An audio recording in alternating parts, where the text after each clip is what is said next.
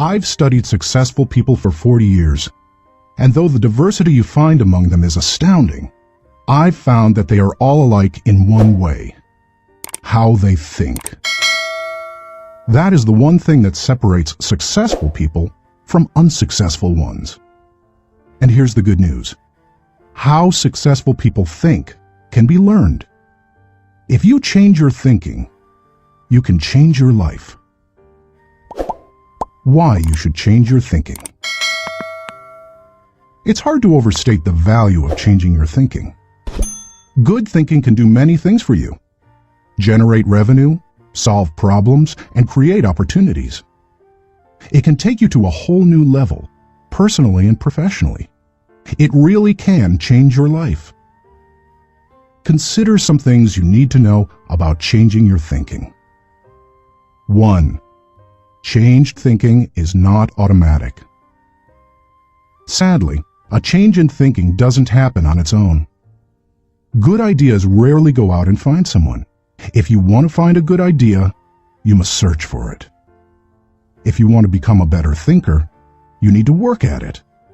And once you begin to become a better thinker, the good ideas keep coming. In fact, the amount of good thinking you can do at any time depends primarily on the amount of good thinking you are already doing. 2. Changed thinking is difficult. When you hear someone say, "Now this is just off the top of my head," expect dandruff. The only people who believe thinking is easy are those who don't habitually engage in it. Nobel Prize-winning physicist Albert Einstein, one of the best thinkers who ever lived, asserted, "Thinking is hard work. That's why so few do it." Because thinking is so difficult, you want to use anything you can to help you improve the process. 3. Changed thinking is worth the investment. Author Napoleon Hill observed, "More gold has been mined from the thoughts of man than has ever been taken from the earth." When you take the time to learn how to change your thinking and become a better thinker, you are investing in yourself. Gold mines tap out. Stock markets crash. Real estate investments can go sour, but a human mind with the ability to think well is like a diamond mine that never runs out. It's priceless. How to become a better thinker. Do you want to master the process of good thinking? Do you want to be a better thinker tomorrow than you are today? Then you need to engage in an ongoing process that improves your thinking. I recommend you do the following. 1. Expose yourself to good input. Good thinkers always prime the pump of ideas. They always look for things to get the thinking process started, because what you put in always impacts what comes out. Read books, review trade magazines, listen to tapes, and spend time with good thinkers. And when something intrigues you, whether it's someone else's idea or the seed of an idea that you've come up with yourself, keep it in front of you. Put it in writing and keep it somewhere in your favorite thinking place to stimulate your thinking. 2. Expose yourself to good thinkers.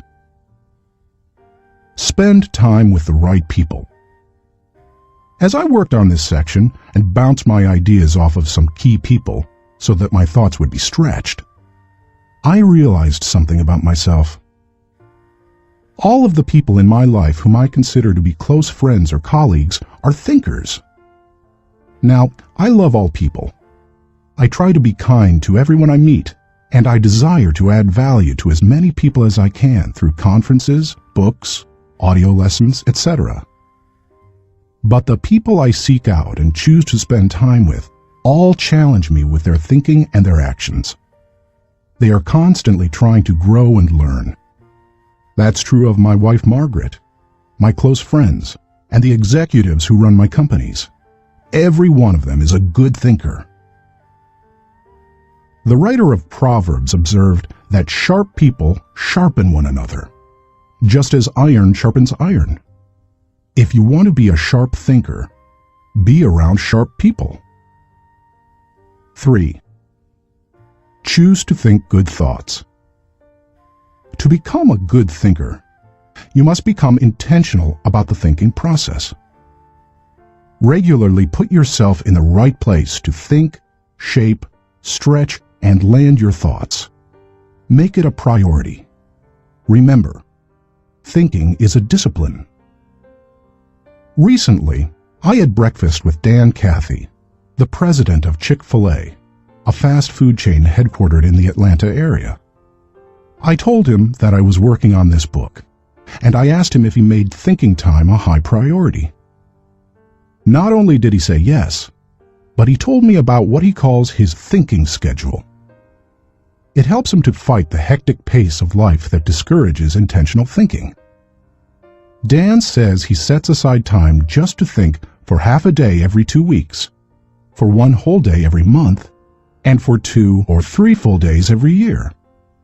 Dan explains, "This helps me keep the main thing, since I am so easily distracted."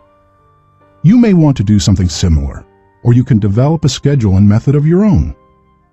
No matter what you choose to do, go to your thinking place, take paper and pen, and make sure you capture your ideas in writing. 4. Act on your good thoughts. Ideas have a short shelf life. You must act on them before the expiration date. World War I flying ace Eddie Rickenbacker said it all when he remarked, "I can give you a 6-word formula for success. Think things through, then follow through." 5. Allow your emotions to create another good thought. To start the thinking process, you cannot rely on your feelings. In Failing Forward, I wrote that you can act your way into feeling long before you can feel your way into action. If you wait until you feel like doing something, you will likely never accomplish it. The same is true for thinking. You cannot wait until you feel like thinking to do it. However, I found that once you engage in the process of good thinking, you can use your emotions to feed the process and create mental momentum. Try it for yourself. After you go through the disciplined process of thinking and enjoy some success, allow yourself to savor the moment and try riding the mental energy of that success. If you're like me, it's likely to spur additional thoughts and productive ideas. 6. Repeat the process. One good thought does not make a good life. The people who have one good thought and try to ride it for an entire career often end up unhappy or destitute. They are the one-hit wonders, the one-book authors, the one-message speakers, the one-time inventors who spend their life struggling to protect or promote their single idea. Success comes to those who have an entire mountain of gold that they continually mine, not those who find one nugget and try to live on it for 50 years. To become someone who can mine a lot of gold, you need to keep repeating the process of good thinking. Putting yourself in the right place to think. Becoming a good thinker isn't overly complicated. It's a discipline. If you do the 6 things I have outlined, you will set yourself up for a lifestyle of better thinking. But what do you do to come up with specific ideas on a day-to-day basis? I want to teach you the process that I've used to discover and develop good thoughts. It's certainly not the only one that works, but it has worked well for me. 1. Find a place to think your thoughts. If you go to your designated place to think, expecting to generate good thoughts, then eventually you will come up with some. Where is the best place to think? Everybody's different. Some people think best in the shower. Others, like my friend Dick Biggs, like to go to a park. For me, the best places to think are in my car, on planes, and in the spa. Ideas come to me in other places as well, such as when I'm in bed. I keep a special lighted writing pad on my nightstand for such times. I believe I often get thoughts because I make it a habit to frequently go to my thinking places. If you want to consistently generate ideas, you need to do the same thing. Find a place where you can think and plan to capture your thoughts on paper so that you don't lose them. When I found a place to think my thoughts found a place in me. 2. Find a place to shape your thoughts. Rarely do ideas come fully formed and completely worked out. Most of the time, they need to be shaped until they have substance. As my friend Dan Ryland says, they have to stand the test of clarity and questioning. During the shaping time, you want to hold an idea up to strong scrutiny. Many times a thought that seemed outstanding late at night looks pretty silly in the light of day. Ask questions about your ideas. Fine-tune them. One of the best ways to do that is to put your thoughts in writing. Professor, college president, and U.S. Senator S.I. Hayakawa wrote, "Learning to write is learning to think. You don't know anything clearly unless you can state it in writing." As you shape your thoughts, you find out whether an idea has potential. You learn what you have. You also learn some things about yourself. The shaping time thrills me because it embodies humor. The thoughts that don't work often provide comic relief. Humility. The moments when I connect with God awe me. Excitement. I love to play out an idea mentally. I call it futuring it. Creativity. In these moments, I am unhampered by reality. Fulfillment. God made me for this process. It uses my greatest gifts and gives me joy. Honesty. As I turn over an idea in my mind, I discover my true motives. Passion. When you shape a thought, you find out what you believe and what really counts. Change. Most of the changes I have made in my life resulted from thorough thinking on a subject. You can shape your thoughts almost anywhere. Just find a place that works for you, where you will be able to write things down, focus your attention without interruptions, and ask questions about your ideas. 3. Find a place to stretch your thoughts. If you come upon great thoughts and spend time mentally shaping them, don't think you're done and can stop there. If you do, you will miss some of the most valuable aspects of the thinking process. You miss bringing others in and expanding ideas to their greatest potential. Earlier in my life, I have to admit, I was often guilty of this error. I wanted to take an idea from seed thought to solution before sharing it with anyone, even the people it would most impact. I did this both at work and at home. But over the years, I have learned that you can go much farther with a team than you can go alone. I've found a kind of formula that can help you stretch your thoughts. It says, the right thought plus the right people in the right environment at the right time for the right reason equals the right result. This combination is hard to beat. Like every person, every thought has the potential to become something great. When you find a place to stretch your thoughts, you find that potential. 4. Find a place to land your thoughts. Author C.D. Jackson observes that great ideas need landing gear as well as wings. Any idea that remains only an idea doesn't make a great impact. The real power of an idea comes when it goes from abstraction to application. Think about Einstein's theory of relativity. When he published his theories in 1905 and 1916, they were merely profound ideas. Their real power came with the development of the nuclear reactor in 1942 and the nuclear bomb in 1945. When scientists developed and implemented Einstein's ideas, the whole world changed. Likewise, if you want your thoughts to make an impact, you need to land them with others so that they can someday be implemented. As you plan for the application phase of the thinking process, land your ideas first with yourself. Landing an idea with yourself will give you integrity. People will buy into an idea only after they buy into the leader who communicates it. Before teaching any lesson, I ask myself 3 questions. Do I believe it? Do I live it? Do I believe others should live it? If I can't answer yes to all 3 questions, then I haven't landed it. Key players. Let's face it, no idea will fly if the influencers don't embrace it. After all, they are the people who carry thoughts from idea to implementation. Those most affected. Landing thoughts with the people on the firing line will give you great insight. Those closest to changes that occur as a result of a new idea can give you a reality read. And that's important, because sometimes even when you've diligently completed the process of creating a thought, shaping it, and stretching it with other good thinkers, you can still miss the mark.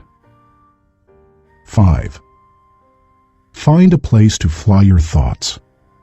French philosopher Henri-Louis Bergson, who won the Nobel Prize in Literature in 1927, asserted that a person should think like a man of action, act like a man of thought.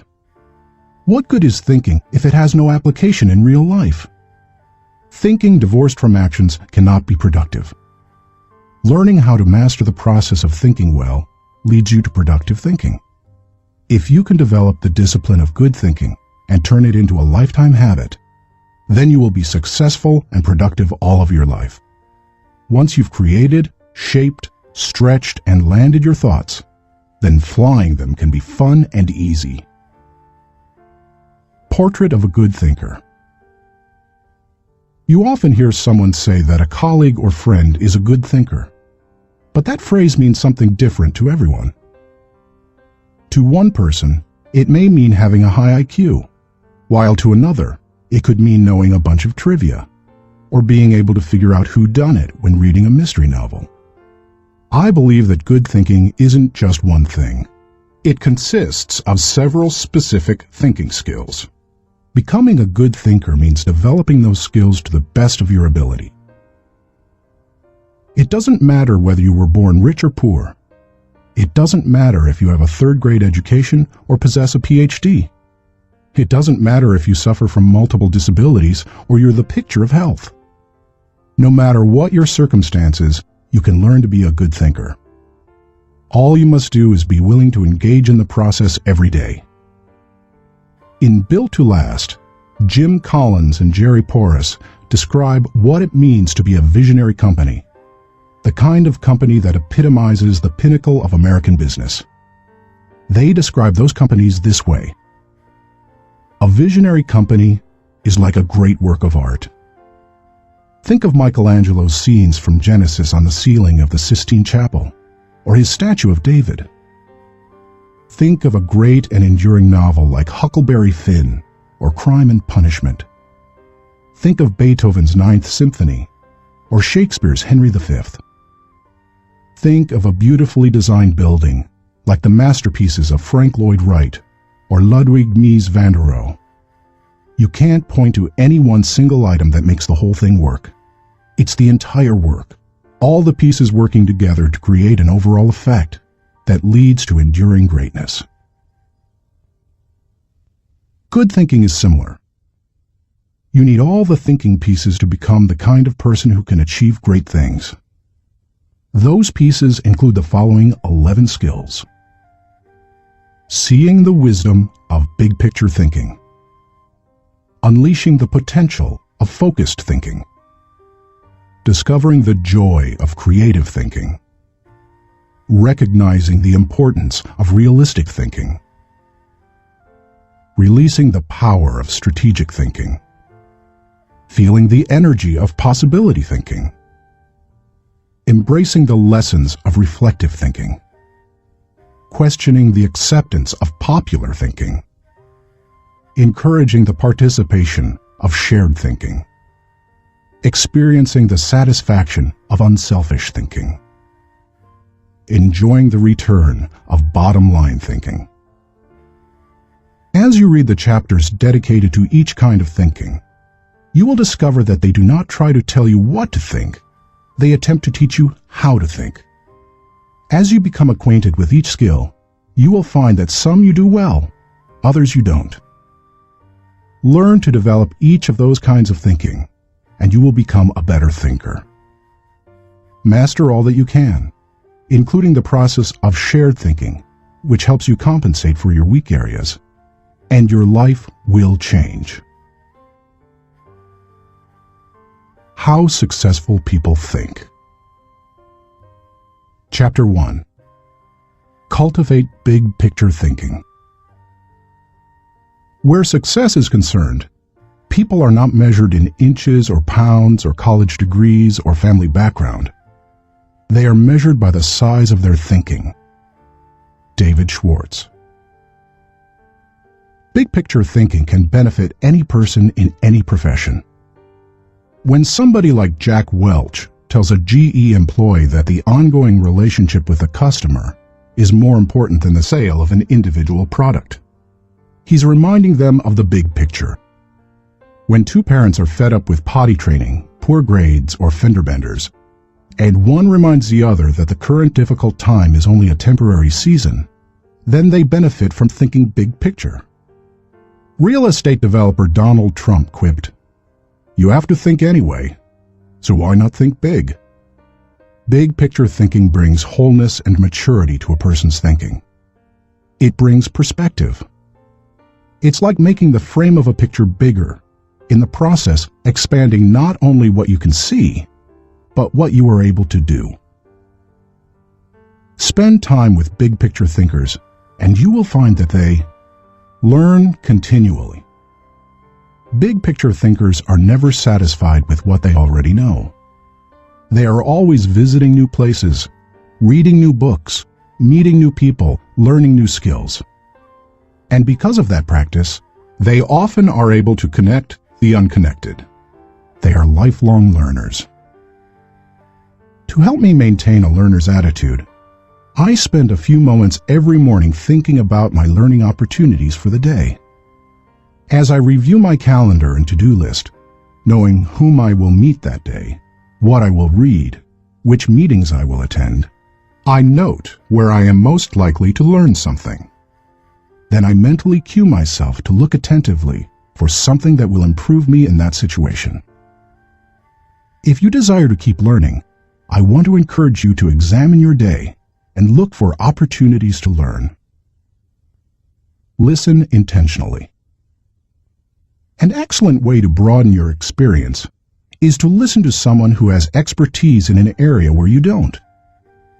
I search for such opportunities. One year I spoke to about 900 coaches and scouts at the Senior Bowl, where graduating football players participate in their last college game. I had the opportunity, along with my son-in-law Steve Miller, to have dinner with NFL head coaches Dave Wanstead and Butch Davis. It's not often that you get such an opportunity, so I asked them questions about teamwork and spent a lot of time listening to them. At the end of the evening, as Steve and I were walking to our car, he said to me, "John, I bet you asked those coaches 100 questions tonight."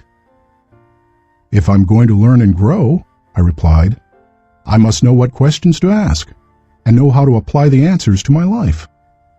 Listening has taught me a lot more than talking. When you meet with people, it's good to have an agenda so that you can learn. It's a great way to partner with people who can do things you can't. Big picture thinkers recognize that they don't know lots of things. They frequently ask penetrating questions to enlarge their understanding and thinking. If you want to become a better big picture thinker, then become a good listener. Look expansively. Writer Henry David Thoreau wrote, "Many an object is not seen, though it falls within the range of our visual ray, because it does not come within the range of our intellectual ray." Human beings habitually see their own world first. For example, when people arrive at a leadership conference put on by my company, Enjoy, They want to know where they're going to park, whether they will be able to get a good and comfortable seat, whether the speaker will be on, and if the brakes will be spaced right. When I arrive to speak at the same conference, I want to know that the lighting is good, the sound equipment is operating effectively, whether the speaker's platform will be close enough to the people, etc. Who you are determines what you see and how you think. Big picture thinkers realize there is a world out there besides their own, and they make an effort to get outside of themselves and see other people's worlds through their eyes. It's hard to see the picture while inside the frame. To see how others see, you must first find out how they think. Becoming a good listener certainly helps with that. So does getting over your personal agenda and trying to take the other person's perspective. Live completely. French essayist Michel Lequesne de Montaigne wrote, "The value of life lies not in the length of days, but in the use we make of them. A man may live long, yet live very little. The truth is that you can spend your life any way you want, but you can spend it only once." Becoming a big picture thinker can help you to live with wholeness, to live a very fulfilling life. People who see the big picture expand their experience because they expand their world. As a result, they accomplish more than narrow-minded people, and they experience fewer unwanted surprises too, because they are more likely to see the many components involved in any given situation: issues, people, relationships, timing, and values. They are also therefore usually more tolerant of other people and their thinking. Why you should receive the wisdom of big picture thinking. Intuitively, you probably recognize big picture thinking as beneficial. Few people want to be closed-minded. No one sets out to be that way. But just in case you're not completely convinced, consider several specific reasons why you should make the effort to become a better big picture thinker. 1. Big picture thinking allows you to lead.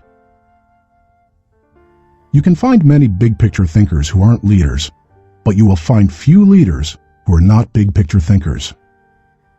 Leaders must be able to do many important things for their people.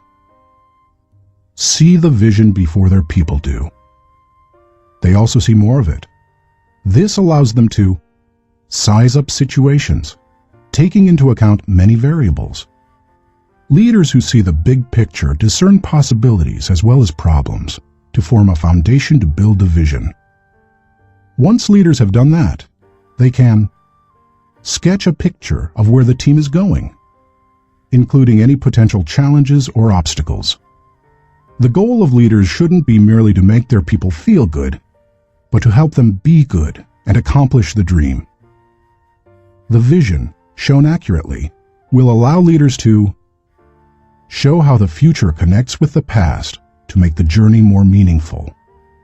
When leaders recognize this need for connection and bridge it, then they can seize the moment when the timing is right.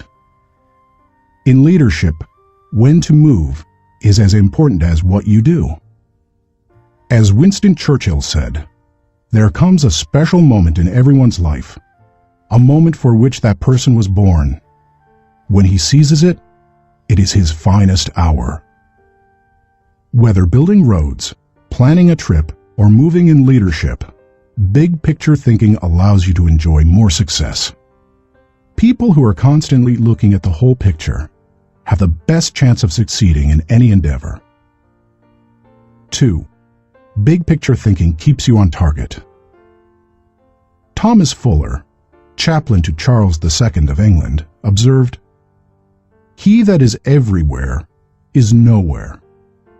To get things done, you need focus.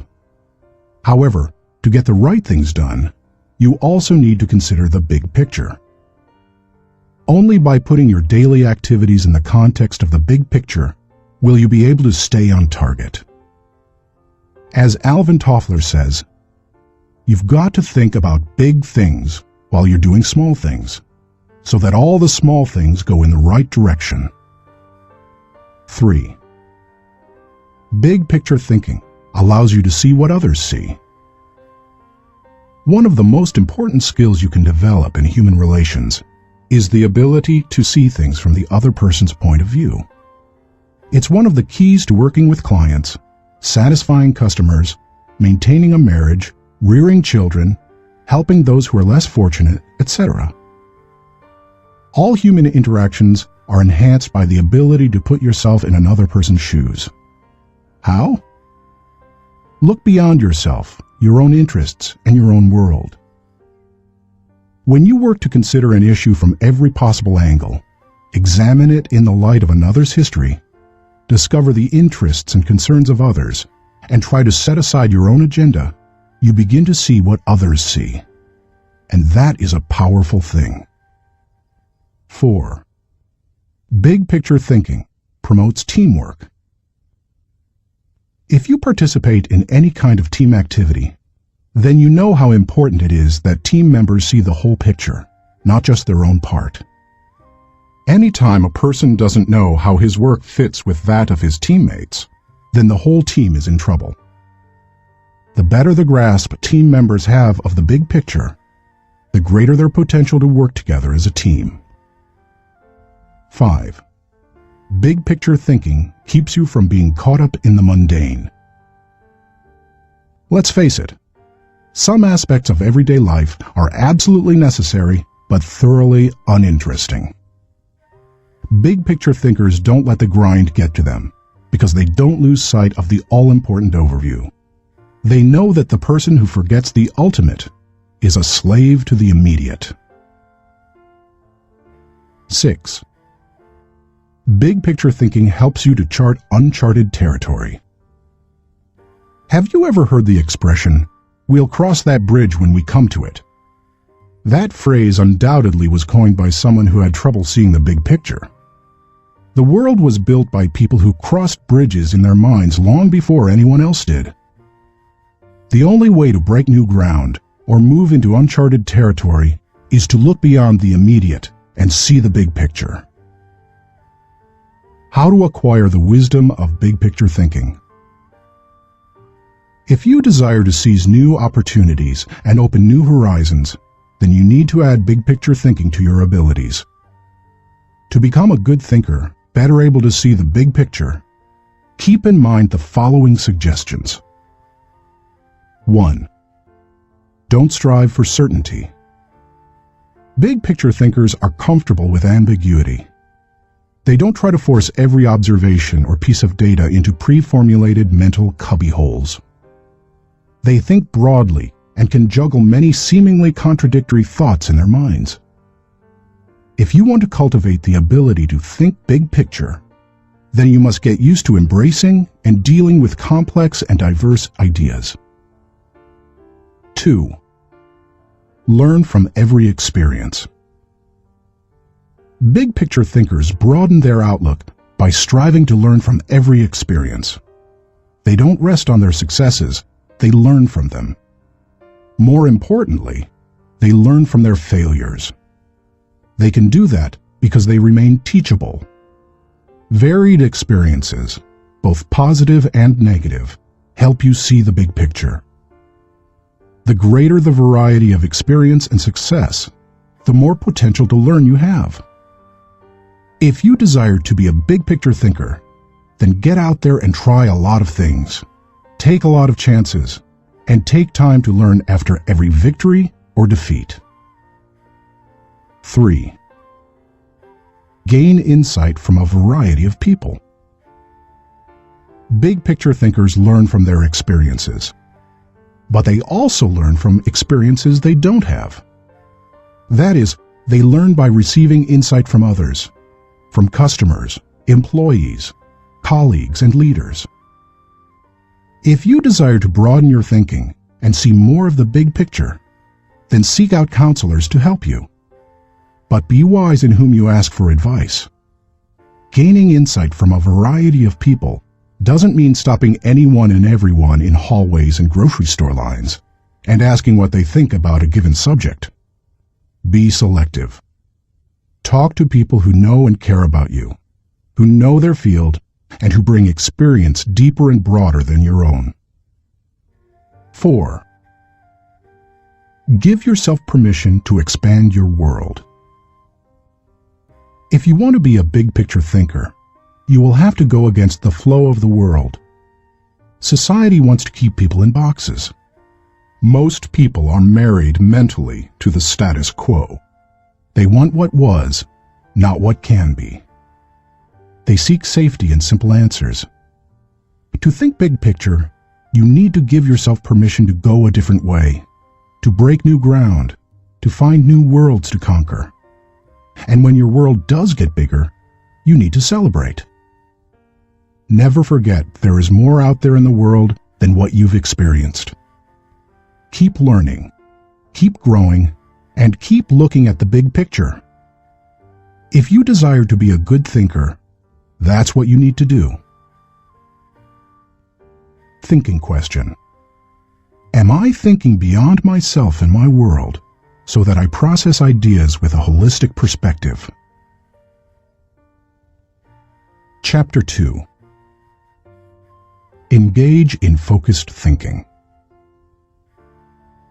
He did each thing as if he did nothing else. Spoken of novelist Charles Dickens. Philosopher Bertrand Russell once asserted, "To be able to concentrate for a considerable time is essential to difficult achievement."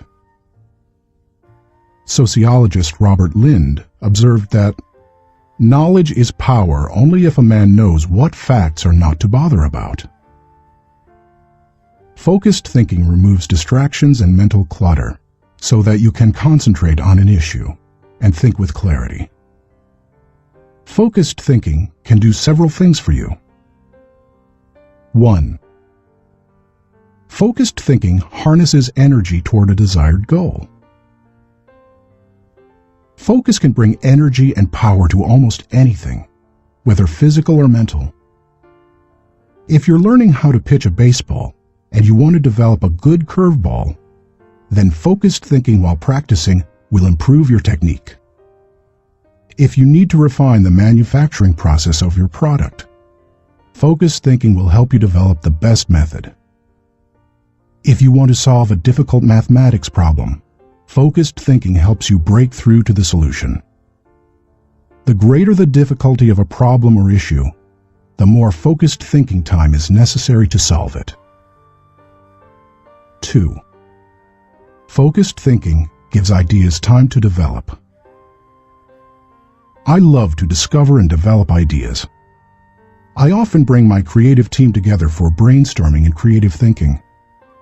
When we first get together, we try to be exhaustive in our thinking in order to generate as many ideas as possible. The birthing of a potential breakthrough often results from sharing many good ideas. But to take ideas to the next level, you must shift from being expansive in your thinking to being selective. I have discovered that a good idea can become a great idea when it is given focus time. It's true that focusing on a single idea for a long time can be very frustrating. I've often spent days focusing on a thought and trying to develop it, only to find that I could not improve the idea. But sometimes, my perseverance in focused thinking pays off. That brings me great joy. And when focused thinking is at its best, not only does the idea grow, but so do I. 3. Focused thinking brings clarity to the target. I consider golf one of my favorite hobbies. It's a wonderfully challenging game. I like it because the objectives are so clear. Professor William Mobley of the University of South Carolina made the following observation about golf. One of the most important things about golf is the presence of clear goals. You see the pins, you know the par. It's neither too easy nor unattainable. You know your average score, and there are competitive goals. Competitive with par, with yourself, and others. These goals give you something to shoot at. In work, as in golf, goals motivate. One time on the golf course, I followed a golfer who neglected to put the pin back in the hole after he putted. Because I could not see my target, I couldn't focus properly. My focus quickly turned to frustration and to poor play. To be a good golfer, a person needs to focus on a clear target. The same is true in thinking. Focus helps you to know the goal and to achieve it. 4. Focused thinking will take you to the next level. No one achieves greatness by becoming a generalist. You don't hone a skill by diluting your attention to its development. The only way to get to the next level is to focus. No matter whether your goal is to increase your level of play, sharpen your business plan, improve your bottom line, develop your subordinates, or solve personal problems, you need to focus. Author Harry A. Overstreet observed, "The immature mind hops from one thing to another. The mature mind seeks to follow through." Where should you focus your thinking? Does every area of your life deserve dedicated, focused thinking time? Of course, the answer is no. Be selective, not exhaustive, in your focused thinking. For me, that means dedicating in-depth thinking time to 4 areas: leadership, creativity, communication, and intentional networking. Your choices will probably differ from mine. Here are a few suggestions to help you figure them out. Identify your priorities. First, take into account your priorities for yourself, your family, and your team. Author, consultant, and award-winning thinker Edward de Bono quipped, "A conclusion is the place where you get tired of thinking." Unfortunately, many people land on priorities based on where they run out of steam. You certainly don't want to do that. Nor do you want to let others set your agenda. There are many ways to determine priorities. If you know yourself well, begin by focusing on your strengths, the things that make best use of your skills and God-given talents. You might also focus on what brings the highest return and reward. Do what you enjoy most and do best. You could use the 80-20 rule. Give 80% of your effort to the top 20%, most important, activities. Another way is to focus on exceptional opportunities that promise a huge return.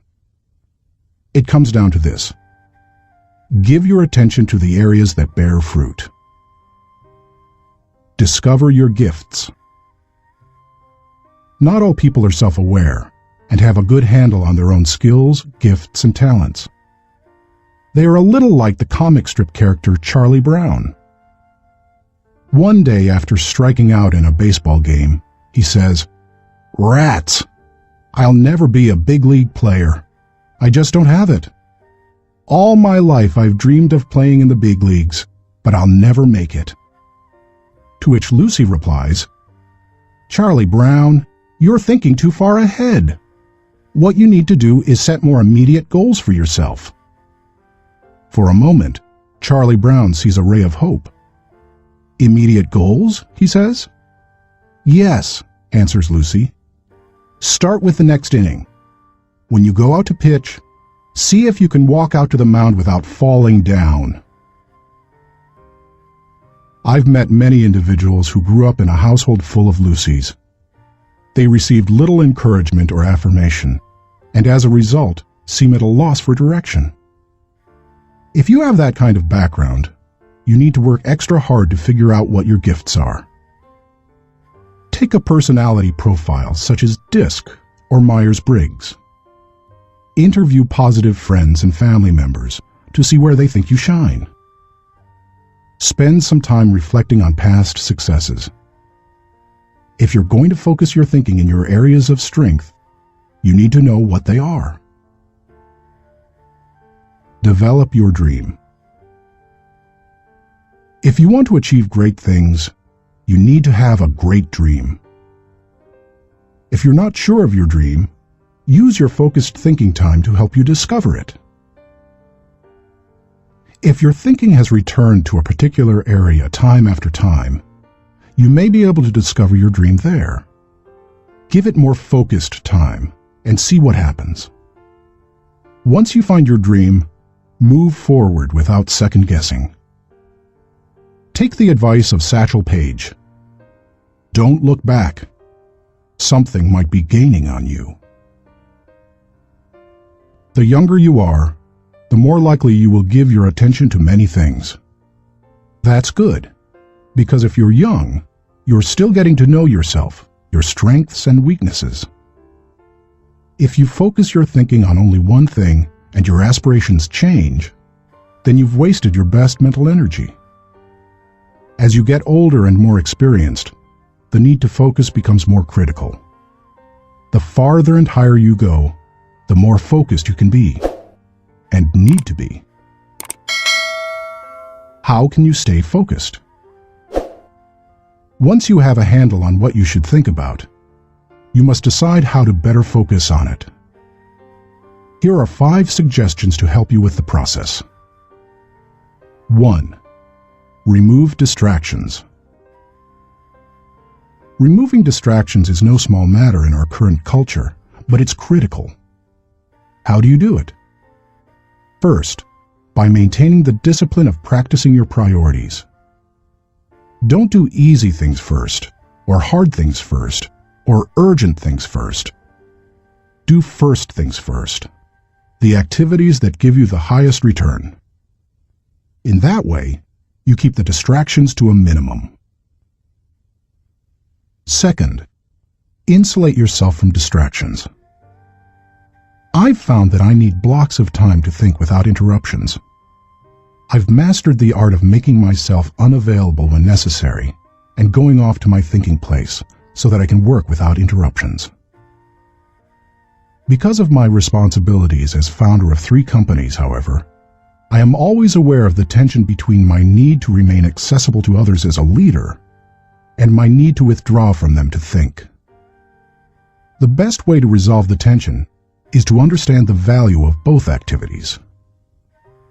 Walking slowly through the crowd allows me to connect with people and know their needs. Withdrawing from the crowd allows me to think of ways to add value to them. My advice to you is to place value on and give attention to both. If you naturally withdraw, then make sure to get out among people more often. If you're always on the go and rarely withdraw for thinking time, then remove yourself periodically so that you can unleash the potential of focused thinking. And wherever you are, be there. 2. Make time for focused thinking. Once you have a place to think, you need the time to think. Because of the fast pace of our culture, people tend to multitask, but that's not always a good idea. Switching from task to task can cost you up to 40% efficiency. According to researchers, if you're trying to accomplish many things at the same time, you'll get more done by focusing on one task at a time, not by switching constantly from one task to another. Years ago, I realized that my best thinking time occurs in the morning. Whenever possible, I reserve my mornings for thinking and writing. One way to gain time for focused thinking is to impose upon yourself a rule that one company implemented. Don't allow yourself to look at email until after 10 a.m. Instead, focus your energies on your number 1 priority. Put non-productive time wasters on hold so that you can create thinking time for yourself. 3. Keep items of focus before you. Ralph Waldo Emerson, the great transcendental thinker, believed, "Concentration is the secret of strength in politics, in war, in trade, in short, in all management of human affairs." To help me concentrate on the things that matter, I work to keep important items before me. One way is to ask my assistant, Linda Eggers, to keep bringing it up, asking me about it, giving me additional information in reference to it. I'll also keep a file or page on my desk so that I see it every day as I work. That strategy has successfully helped me for 30 years to stimulate and sharpen ideas. If you've never done it, I recommend that you try it. I'll tell you more about it in the section on reflective thinking. 4. Set goals. I believe goals are important. The mind will not focus until it has clear objectives. But the purpose of goals is to focus your attention and give you direction, not to identify a final destination. As you think about your goals, note that they should be clear enough to be kept in focus, close enough to be achieved, helpful enough to change lives. Those guidelines will get you going. And be sure to write down your goals. If they're not written, I can almost guarantee that they're not focused enough. And if you really want to make sure they're focused, take the advice of David Belasco, who says, "If you can't write your idea on the back of my business card, you don't have a clear idea." Even if you look back years from now and think your goals were too small, they will have served their purpose if they provide you with direction. 5. Question your progress. Take a good look at yourself from time to time to see whether you are actually making progress. That is the most accurate measure of whether you are making the best use of focused thinking. Ask yourself, am I seeing a return for my investment of focused thinking time? Is what I am doing getting me closer to my goals? Am I headed in a direction that helps me to fulfill my commitments, maintain my priorities, and realize my dreams? What are you giving up to go up? No one can go to the highest level and remain a generalist. My dad used to say, "Find the one thing you do well and don't do anything else." I've found that to do well at a few things, I've had to give up many things. As I worked on this chapter, I spent some time reflecting on the kinds of things I've given up. Here are the main ones. I can't know everyone. I love people, and I'm outgoing. Put me into a room full of people and I feel energized. So it goes against my grain to restrict myself from spending time with lots of people. To compensate for that, I've done a couple of things. First, I've chosen a strong inner circle of people. They not only provide tremendous professional help, but they also make life's journey much more pleasant. Second, I ask certain friends to catch me up on what's happening in the lives of other friends. I usually do that when I'm traveling and can't block out the time I would need for focused thinking. I can't do everything.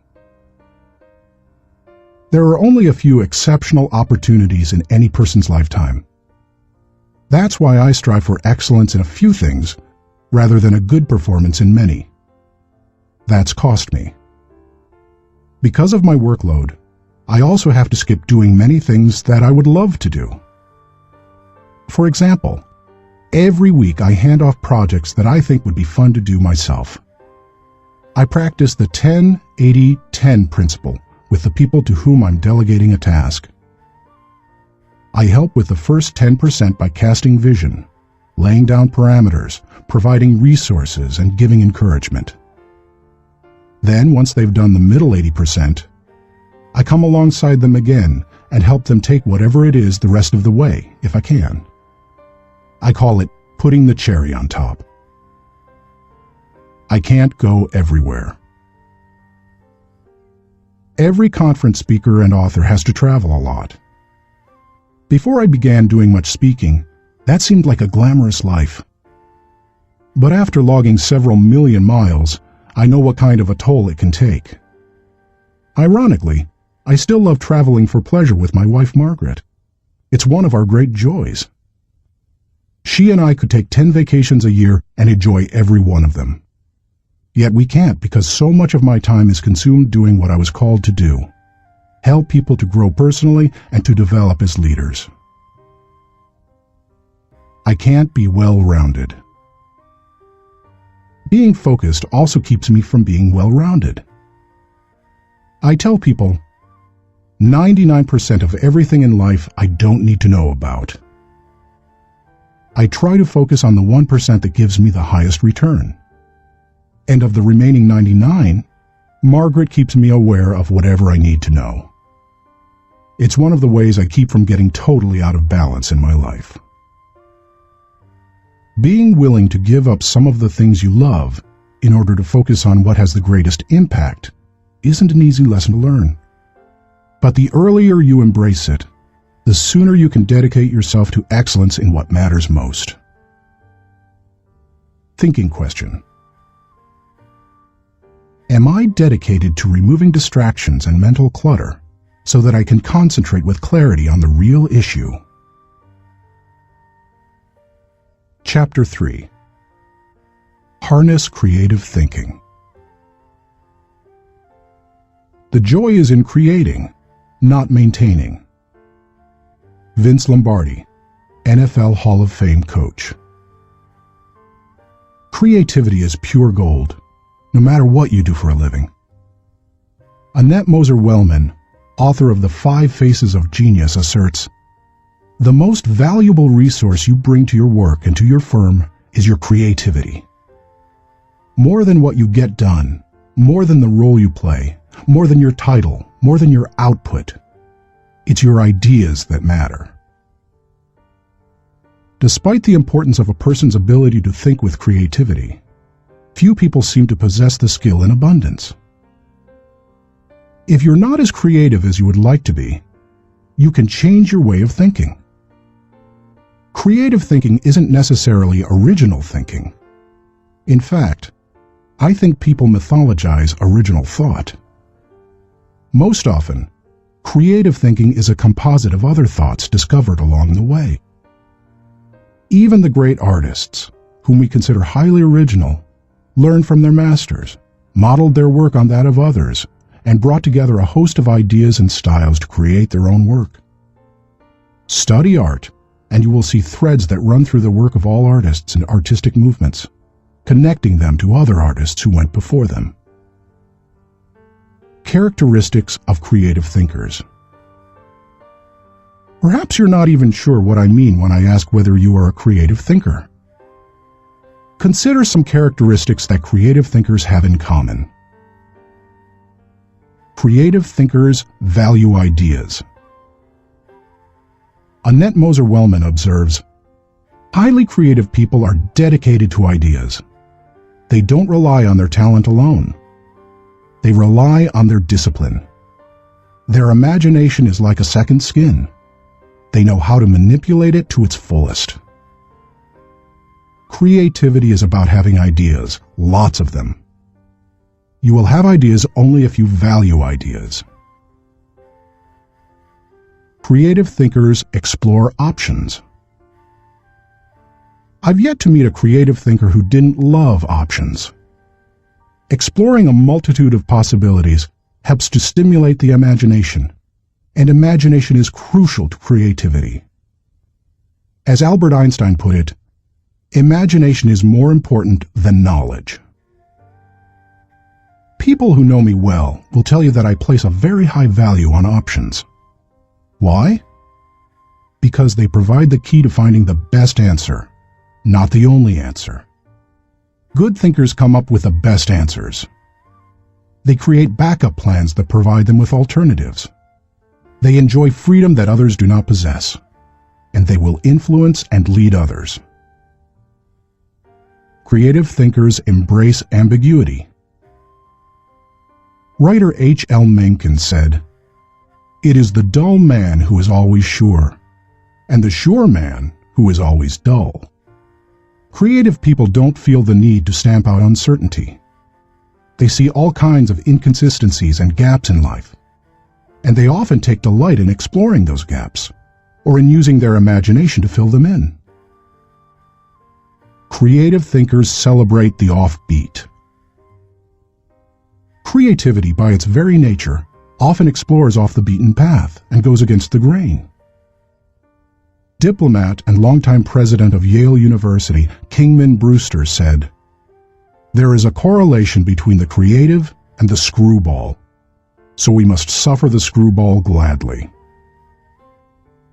To foster creativity in yourself or others, be willing to tolerate a little oddness. Creative thinkers connect the unconnected. Because creativity utilizes the ideas of others, there is great value in being able to connect one idea to another, especially to seemingly unrelated ideas.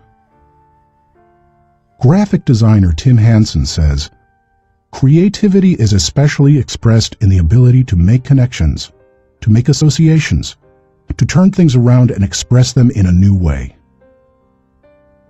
Creating additional thoughts is like taking a trip in your car.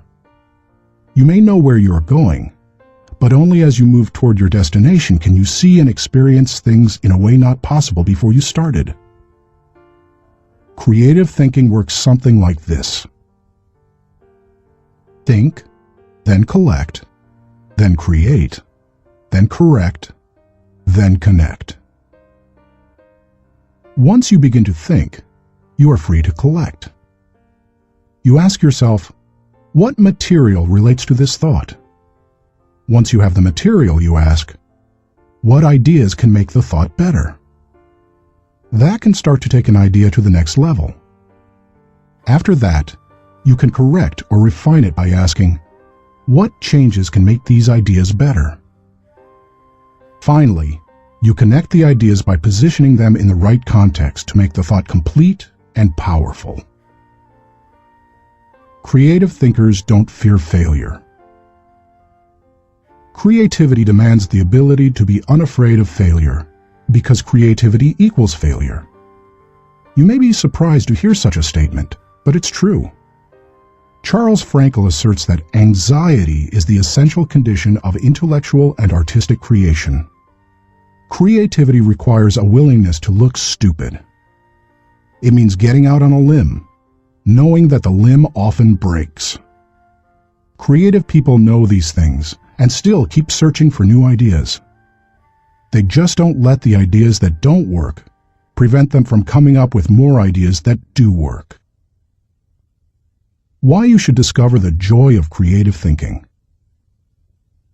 Creativity can improve a person's quality of life.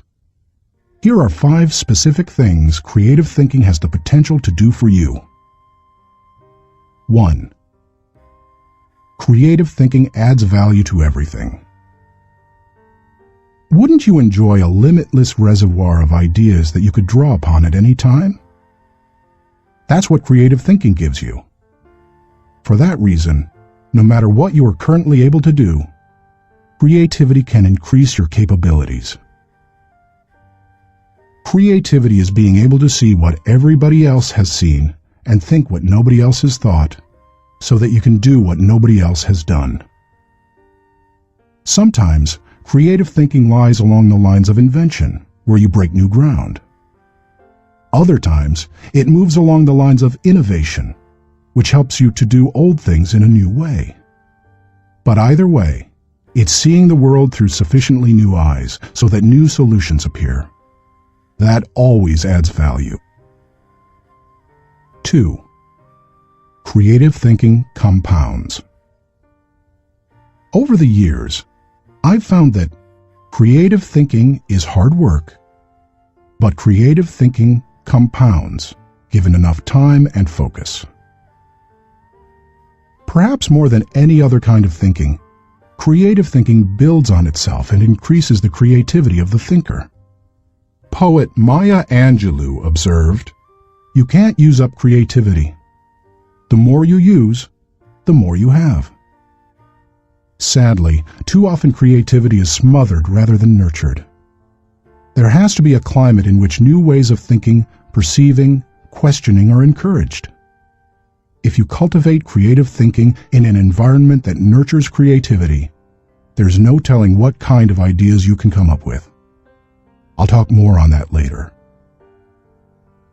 3. Creative thinking draws people to you and your ideas. Creativity is intelligence having fun. People admire intelligence, and they are always attracted to fun, so the combination is fantastic. If anyone could be said to have fun with his intelligence, it was Leonardo da Vinci. The diversity of his ideas and expertise staggers the mind. He was a painter, architect, sculptor, anatomist, musician, inventor, and engineer. The term Renaissance man was coined because of him. Just as people were drawn to Da Vinci and his ideas during the Renaissance, they are drawn to creative people today. If you cultivate creativity, you will become more attractive to other people, and they will be drawn to you. 4. Creative thinking helps you learn more. Author and creativity expert Ernie Zielinski says, "Creativity is the joy of not knowing it all. The joy of not knowing it all refers to the realization that we seldom, if ever, have all the answers. We always have the ability to generate more solutions to just about any problem. Being creative is being able to see or imagine a great deal of opportunity to life's problems. Creativity is having options."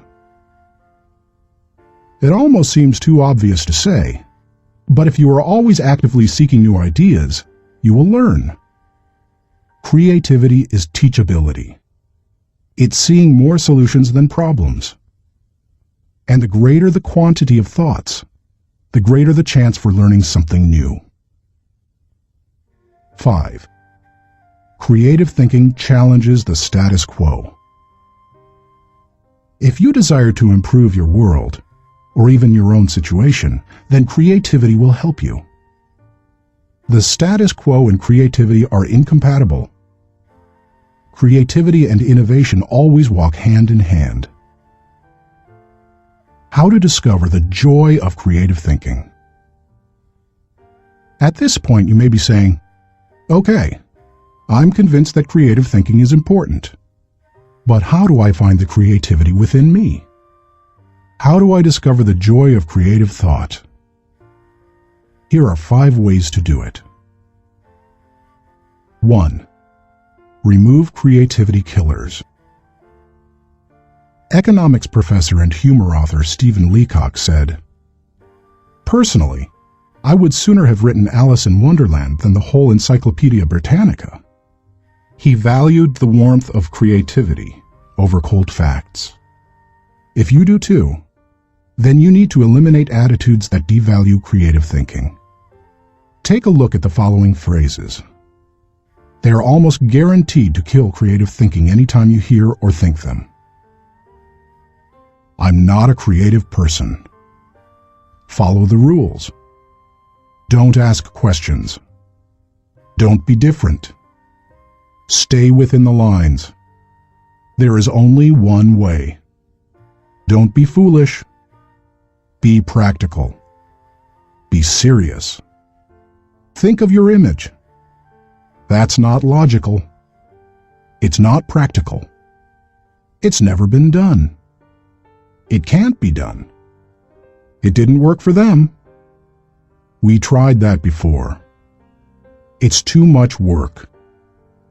"We can't afford to make a mistake." "It will be too hard to administer." "We don't have the time." "We don't have the money." "Yes, but..." Play is frivolous. Failure is final. If you think you have a great idea, don't let anyone talk you out of it, even if it sounds foolish. Don't let yourself or anyone else subject you to creativity killers. After all, you can't do something new and exciting if you force yourself to stay in the same old rut. Don't just work harder at the same old thing. Make a change. 2. Think creatively by asking the right questions. Creativity is largely a matter of asking the right questions. Management trainer Sir Anthony Jay said, "The uncreative mind can spot wrong answers, but it takes a creative mind to spot wrong questions." Wrong questions shut down the process of creative thinking. They direct thinkers down the same old path, or they chide them into believing that thinking isn't necessary at all. To stimulate creative thinking, ask yourself questions such as, why must it be done this way? What is the root problem? What are the underlying issues? What does this remind me of? What is the opposite? What metaphor or symbol helps to explain it? Why is it important? What's the hardest or most expensive way to do it? Who has a different perspective on this? What happens if we don't do it at all? You get the idea. And you can probably come up with better questions yourself. Physicist Tom Hirschfeld observed, if you don't ask why this often enough, somebody will ask, why you? If you want to think creatively, you must ask good questions. You must challenge the process. 3. Develop a creative environment. Charlie Brower said, a new idea is delicate. It can be killed by a sneer or a yawn. It can be stabbed to death by a quip and worried to death by a frown on the right man's brow. Negative environments kill thousands of great ideas every minute.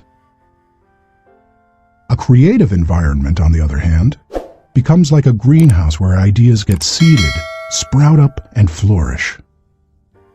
A creative environment encourages creativity. David Hills says, studies of creativity suggest that the biggest single variable of whether or not employees will be creative is whether they perceive they have permission. When innovation and good thinking are openly encouraged and rewarded, then people see that they have permission to be creative. A creative environment places a high value on trust among team members and individuality. Creativity always risks failure. That's why trust is so important to creative people. In the creative process, trust comes from people working together, from knowing that people on the team have experience launching successful creative ideas, and from the assurance that creative ideas won't go to waste because they will be implemented. A creative environment embraces those who are creative. Creative people celebrate the offbeat. How should creative people be treated? I take the advice of Tom Peters. Weed out the dullards, nurture the nuts. I do that by spending time with them, which I enjoy anyway. I especially like to pull people into brainstorming sessions. People look forward to an invitation to such meetings because the time will be filled with energy, ideas, and laughter. And the odds are high that a new project, seminar, or business strategy will result. When that happens, they also know a party's coming. A creative environment focuses on innovation, not just invention. Sam Weston, creator of the popular action figure G.I. Joe, said, truly groundbreaking ideas are rare, but you don't necessarily need one to make a career out of creativity. My definition of creativity is the logical combination of two or more existing elements that result in a new concept. The best way to make a living with your imagination is to develop innovative applications, not imagine completely new concepts. Creative people say, give me a good idea and I'll give you a better idea. A creative environment is willing to let people go outside the lines. Most people automatically stay within lines, even if those lines have been arbitrarily drawn or are terribly out of date. Remember, most limitations we face are not imposed on us by others. We place them on ourselves. Lack of creativity often falls into that category.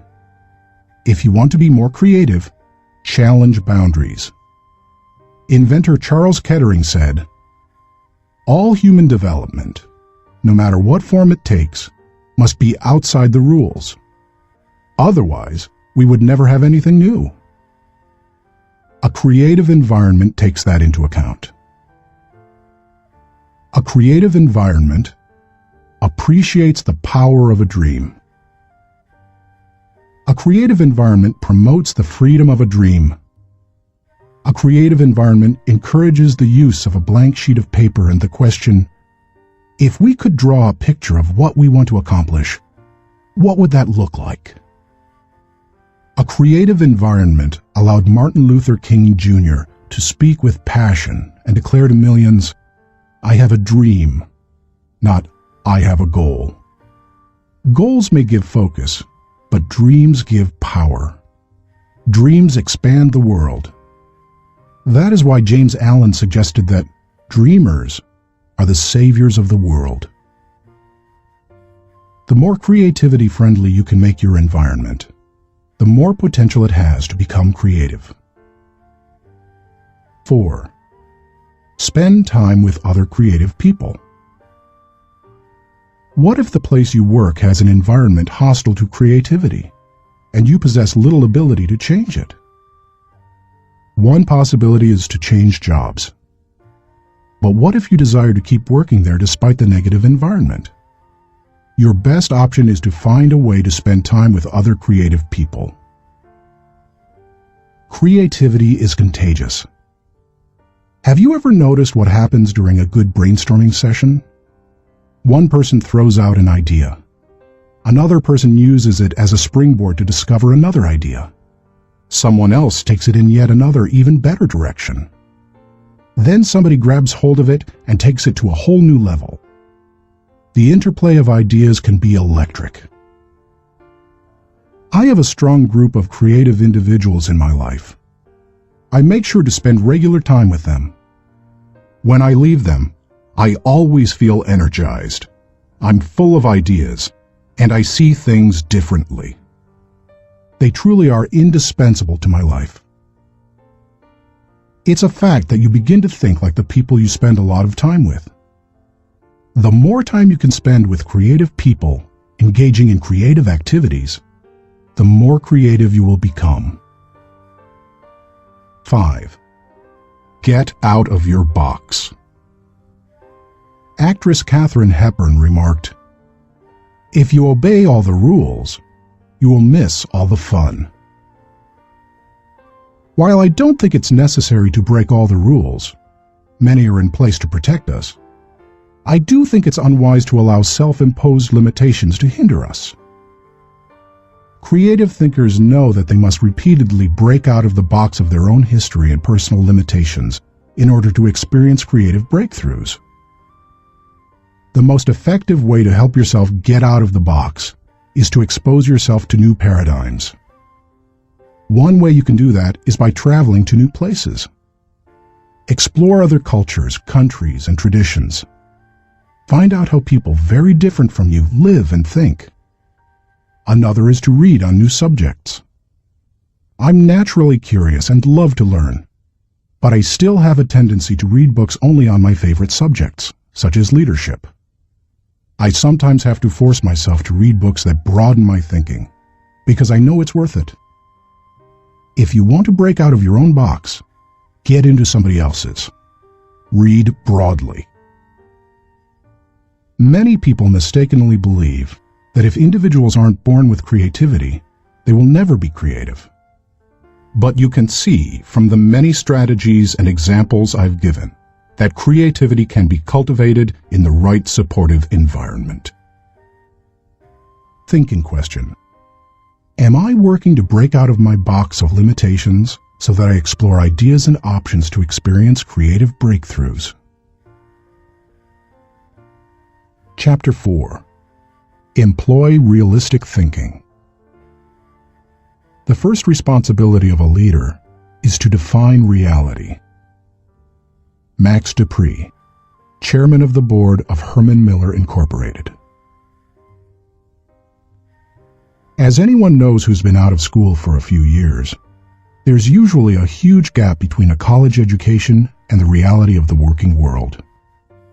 Honestly, early in my career, I went out of my way to avoid too much realistic thinking because I thought it would interfere with my creative thinking. But as I've grown, I've come to realize that realistic thinking adds to my life. Reality check. Reality is the difference between what we wish and what is. It took some time for me to evolve into a realistic thinker. The process went in phases. First, I did not engage in realistic thinking at all. After a while, I realized that it was necessary, so I began to engage in it occasionally. But I didn't like it, because I thought it was too negative. And any time I could delegate it, I did. Eventually, I found that I had to engage in realistic thinking if I was going to solve problems and learn from my mistakes. And in time, I became willing to think realistically before I got in trouble and make it a continual part of my life. Today, I encourage my key leaders to think realistically. We make realistic thinking the foundation of our business because we derive certainty and security from it. Why you should recognize the importance of realistic thinking.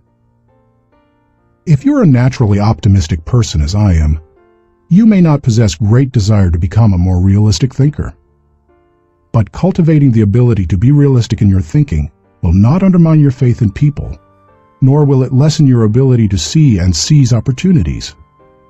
Instead, it will add value to you in other ways. 1. Realistic thinking minimizes downside risk. Actions always have consequences. Realistic thinking helps you to determine what those consequences could be. And that's crucial, because only by recognizing and considering consequences can you plan for them. If you plan for the worst-case scenario, you can minimize the downside risk.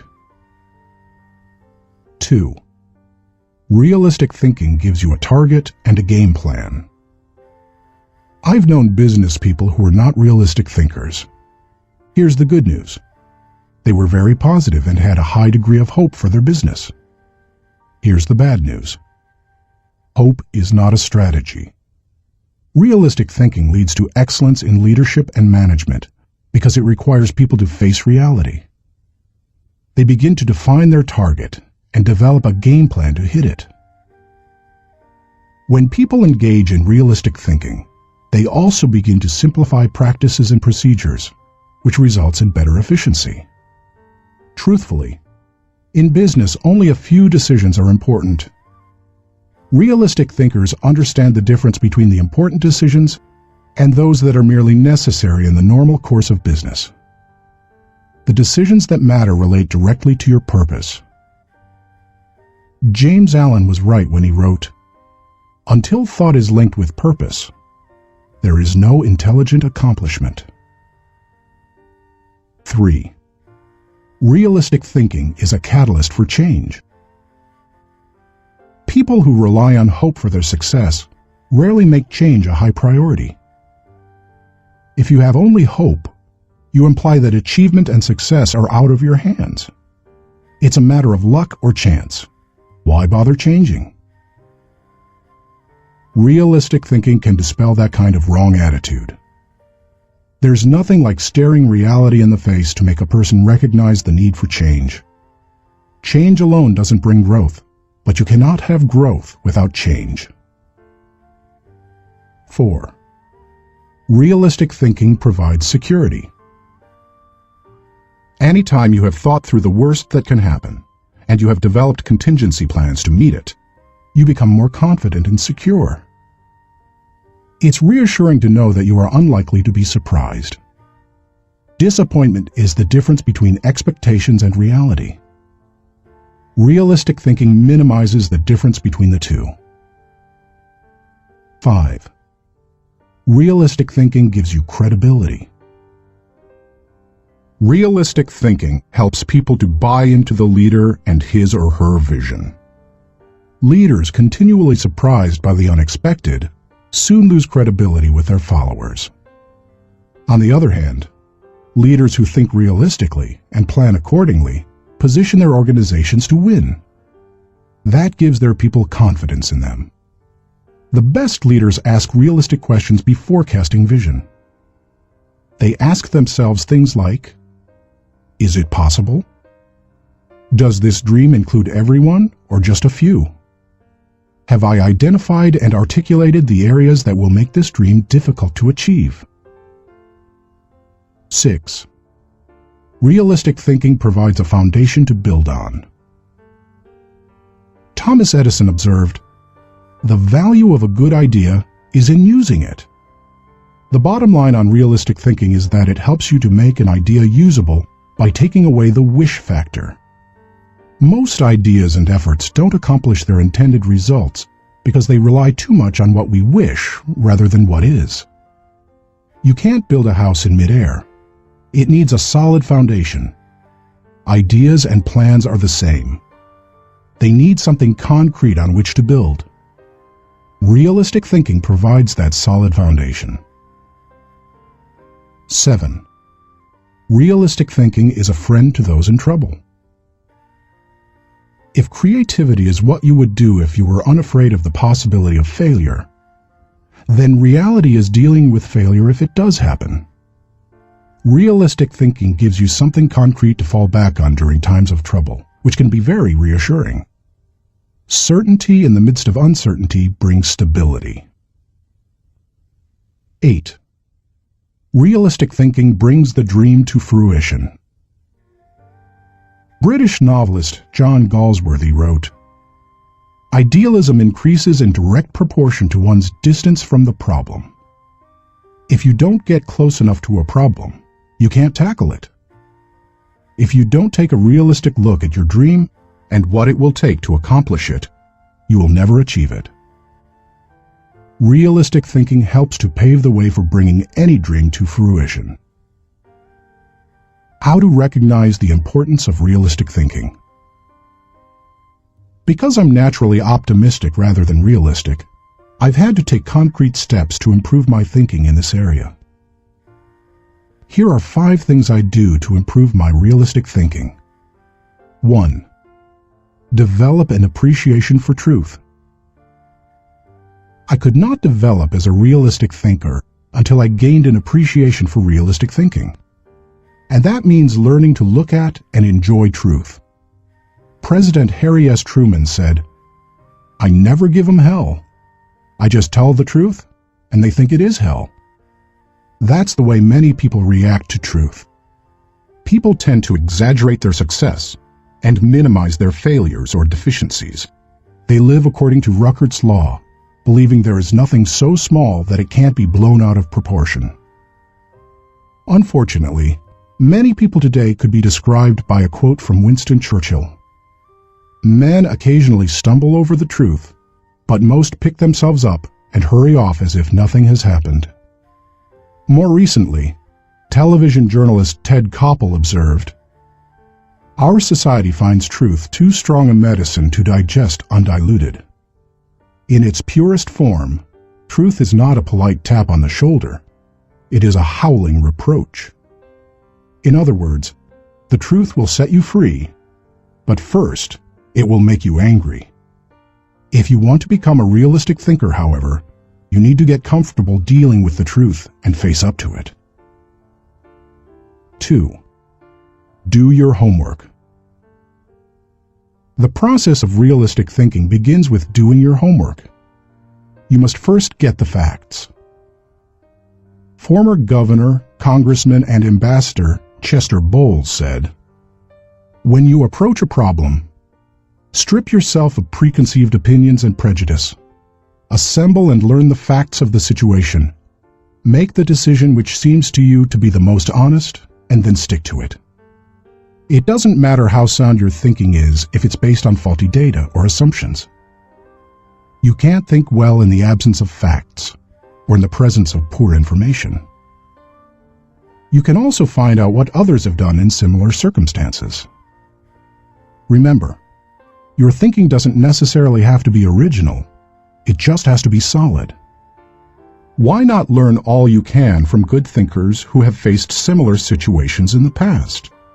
Some of my best thinking has been done by others. 3. Think through the pros and cons. There's nothing like taking the time to really examine the pros and cons of an issue to give you a strong dose of reality. It rarely comes down to simply choosing the course of action with the greatest number of pros, because all pros and cons do not carry equal weight. But that's not the value of the exercise anyway. Rather, it helps you to dig into the facts, examine an issue from many angles, and really count the cost of a possible course of action. 4. Picture the worst-case scenario.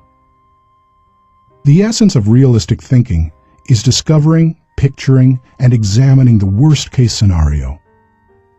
Ask yourself questions such as, what if sales fall short of projections? What if revenue hits rock bottom? Not an optimist's rock bottom, but real rock bottom. What if we don't win the account? What if the client doesn't pay us? What if we have to do the job short-handed? What if our best player gets sick? What if all the colleges reject my application? What if the market goes belly up?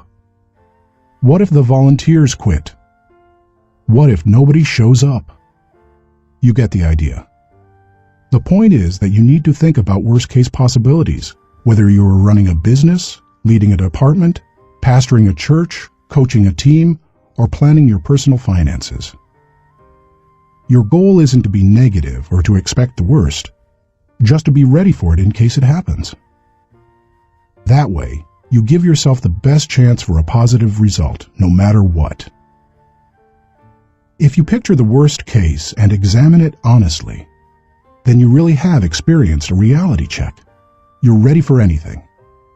As you do that, take the advice of Charles Hole, who advised, deliberate with caution, but act with decision, and yield with graciousness, or oppose with firmness. 5. Align your thinking with your resources. One of the keys to maximizing realistic thinking is aligning your resources with your objectives. Looking at pros and cons and examining worst-case scenarios will make you aware of any gaps between what you desire and what really is. Once you know what those gaps are, you can use your resources to fill them. After all, that's what resources are for. Super Bowl, Superdome, Super Security. Our country received lessons in realistic thinking following the tragedy of September 11, 2001. The destruction of the World Trade Center buildings in New York City far surpassed any worst-case scenarios that anyone might have envisioned. In the wake of that event, we now find that we don't have the luxury of avoiding or neglecting realistic thinking. I was reminded of that on Sunday, February 3, 2002, when I attended the Super Bowl in New Orleans, Louisiana. I had been to the big game twice before to root for the home team, first San Diego and later Atlanta, and had seen both teams lose. But I had never been to a game like this. The occasion had been designated a national security special event. That meant that the U.S. Secret Service would be overseeing it. Military personnel would work with local law enforcement, and security would be of the highest caliber. The Secret Service brought in several hundred agents and secured the area. In preparation for the game, access to the Superdome was highly restricted, with intensified screening. Officials blocked off roads, closed the nearby interstate, and designated the area a no-fly zone. We arrived early at the Dome. Officials suggested fans arrive up to 5 hours ahead of game time, and we immediately saw evidence of the precautionary measures. 8-foot fences surrounded the whole area, and concrete barriers prevented unauthorized vehicles from getting close to the building. We could see sharpshooters positioned at various locations, including on the roof of some adjacent buildings. When we reached a gate, police officers and security personnel patted us down and examined everyone's belongings. After that, they directed us to go through metal detectors. Only then did they allow us into the stadium. That's all well and good, you may be saying, but what would have happened had there been a terrorist attack? The Secret Service had that covered too, because they had prepared for the worst-case scenario. Evacuation plans had been put into place, and personnel at the Superdome had been drilled to make sure everyone knew what to do in case of an emergency.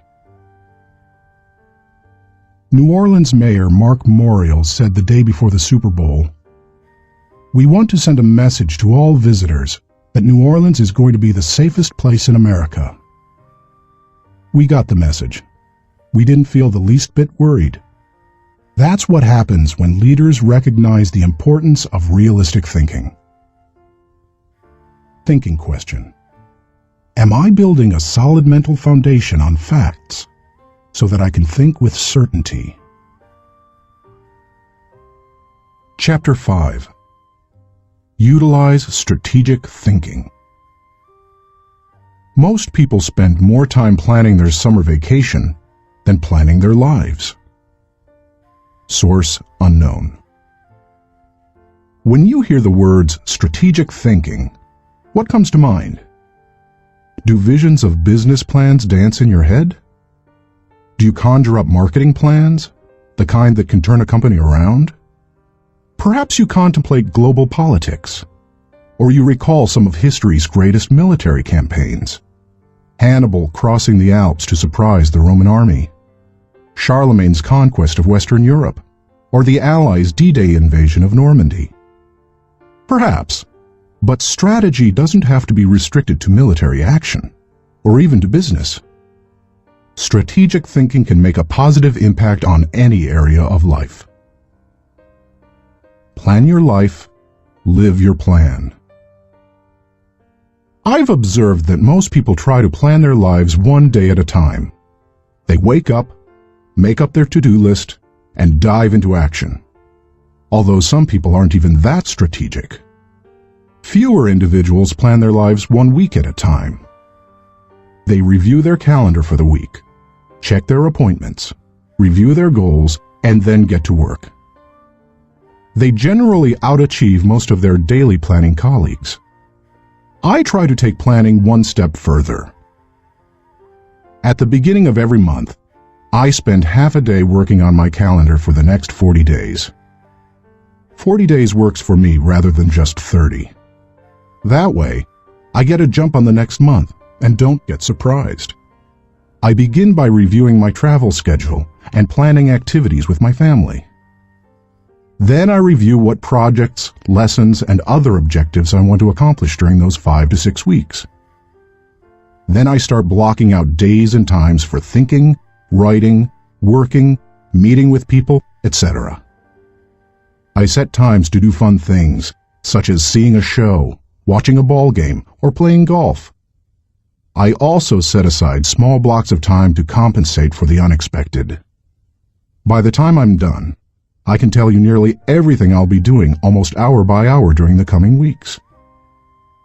This strategy is one of the reasons I have been able to accomplish much. Why you should release the power of strategic thinking. Strategic thinking helps me to plan, to become more efficient, to maximize my strengths, and to find the most direct path toward achieving any objective. The benefits of strategic thinking are numerous. Here are a few of the reasons you should adopt it as one of your thinking tools. 1. Strategic thinking simplifies the difficult. Strategic thinking is really nothing more than planning on steroids. Spanish novelist Miguel de Cervantes said, "The man who is prepared has his battle half fought." Strategic thinking takes complex issues and long-term objectives, which can be very difficult to address, and breaks them down into manageable sizes. Anything becomes simpler when it has a plan. Strategic thinking can also help you simplify the management of everyday life. I do that by using systems, which are nothing more than good strategies repeated. I am well known among pastors and other speakers for my filing system. Writing a lesson or speech can be difficult, but because I use my system to file quotes, stories, and articles, when I need something to flesh out or illustrate a point, I simply go to one of my 1,200 files and find a good piece of material that works. Just about any difficult task can be made simpler with strategic thinking. 2. Strategic thinking prompts you to ask the right questions. Do you want to break down complex or difficult issues? Then ask questions. Strategic thinking forces you through this process.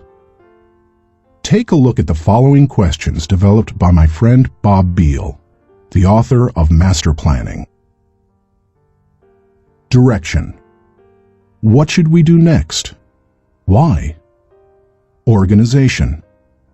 Who is responsible for what? Who is responsible for whom? Do we have the right people in the right places? Cash. What is our projected income, expense, net? Can we afford it? How can we afford it? Tracking. Are we on target? Overall evaluation. Are we achieving the quality we expect and demand of ourselves? Refinement. How can we be more effective and more efficient, move toward the ideal? These may not be the only questions you need to ask to begin formulating a strategic plan, but they are certainly a good start. 3. Strategic thinking prompts customization. General George S. Patton observed, "Successful generals make plans to fit circumstances, but do not try to create circumstances to fit plans." All good strategic thinkers are precise in their thinking. They try to match the strategy to the problem, because strategy isn't a one-size-fits-all proposition. Sloppy or generalized thinking is an enemy of achievement. The intention to customize in strategic thinking forces a person to go beyond vague ideas and engage in specific ways to go after a task or problem. It sharpens the mind. 4. Strategic thinking prepares you today for an uncertain tomorrow. Strategic thinking is the bridge that links where you are to where you want to be. It gives direction and credibility today and increases your potential for success tomorrow. It is, as Mary Webb suggests, like saddling your dreams before you ride them. 5. Strategic thinking reduces the margin of error. Anytime you shoot from the hip or go into a totally reactive mode, you increase your margin for error. It's like a golfer stepping up to a golf ball and hitting it before lining up the shot. Misaligning a shot by just a few degrees can send the ball 100 yards off target. Strategic thinking, however, greatly reduces that margin for error. It lines up your actions with your objectives, just as lining up a shot in golf helps you to put the ball closer to the pin. The better aligned you are with your target, the better the odds that you will be going in the right direction. 6. Strategic thinking gives you influence with others. One executive confided in another, "Our company has a short-range plan and a long-range plan. Our short-range plan is to stay afloat long enough to make it to our long-range plan." That's hardly a strategy, yet that's the position where some business leaders put themselves. There's more than one problem with neglecting strategic thinking in that way. Not only does it fail to build the business, but it also loses the respect of everyone involved with the business. The one with the plan is the one with the power. It doesn't matter in what kind of activity you're involved. Employees want to follow the business leader with a good business plan. Volunteers want to join the pastor with a good ministry plan. Children want to be with the adult who has the well-thought-out vacation plan. If you practice strategic thinking, others will listen to you, and they will want to follow you. If you possess a position of leadership in an organization, strategic thinking is essential. How to release the power of strategic thinking.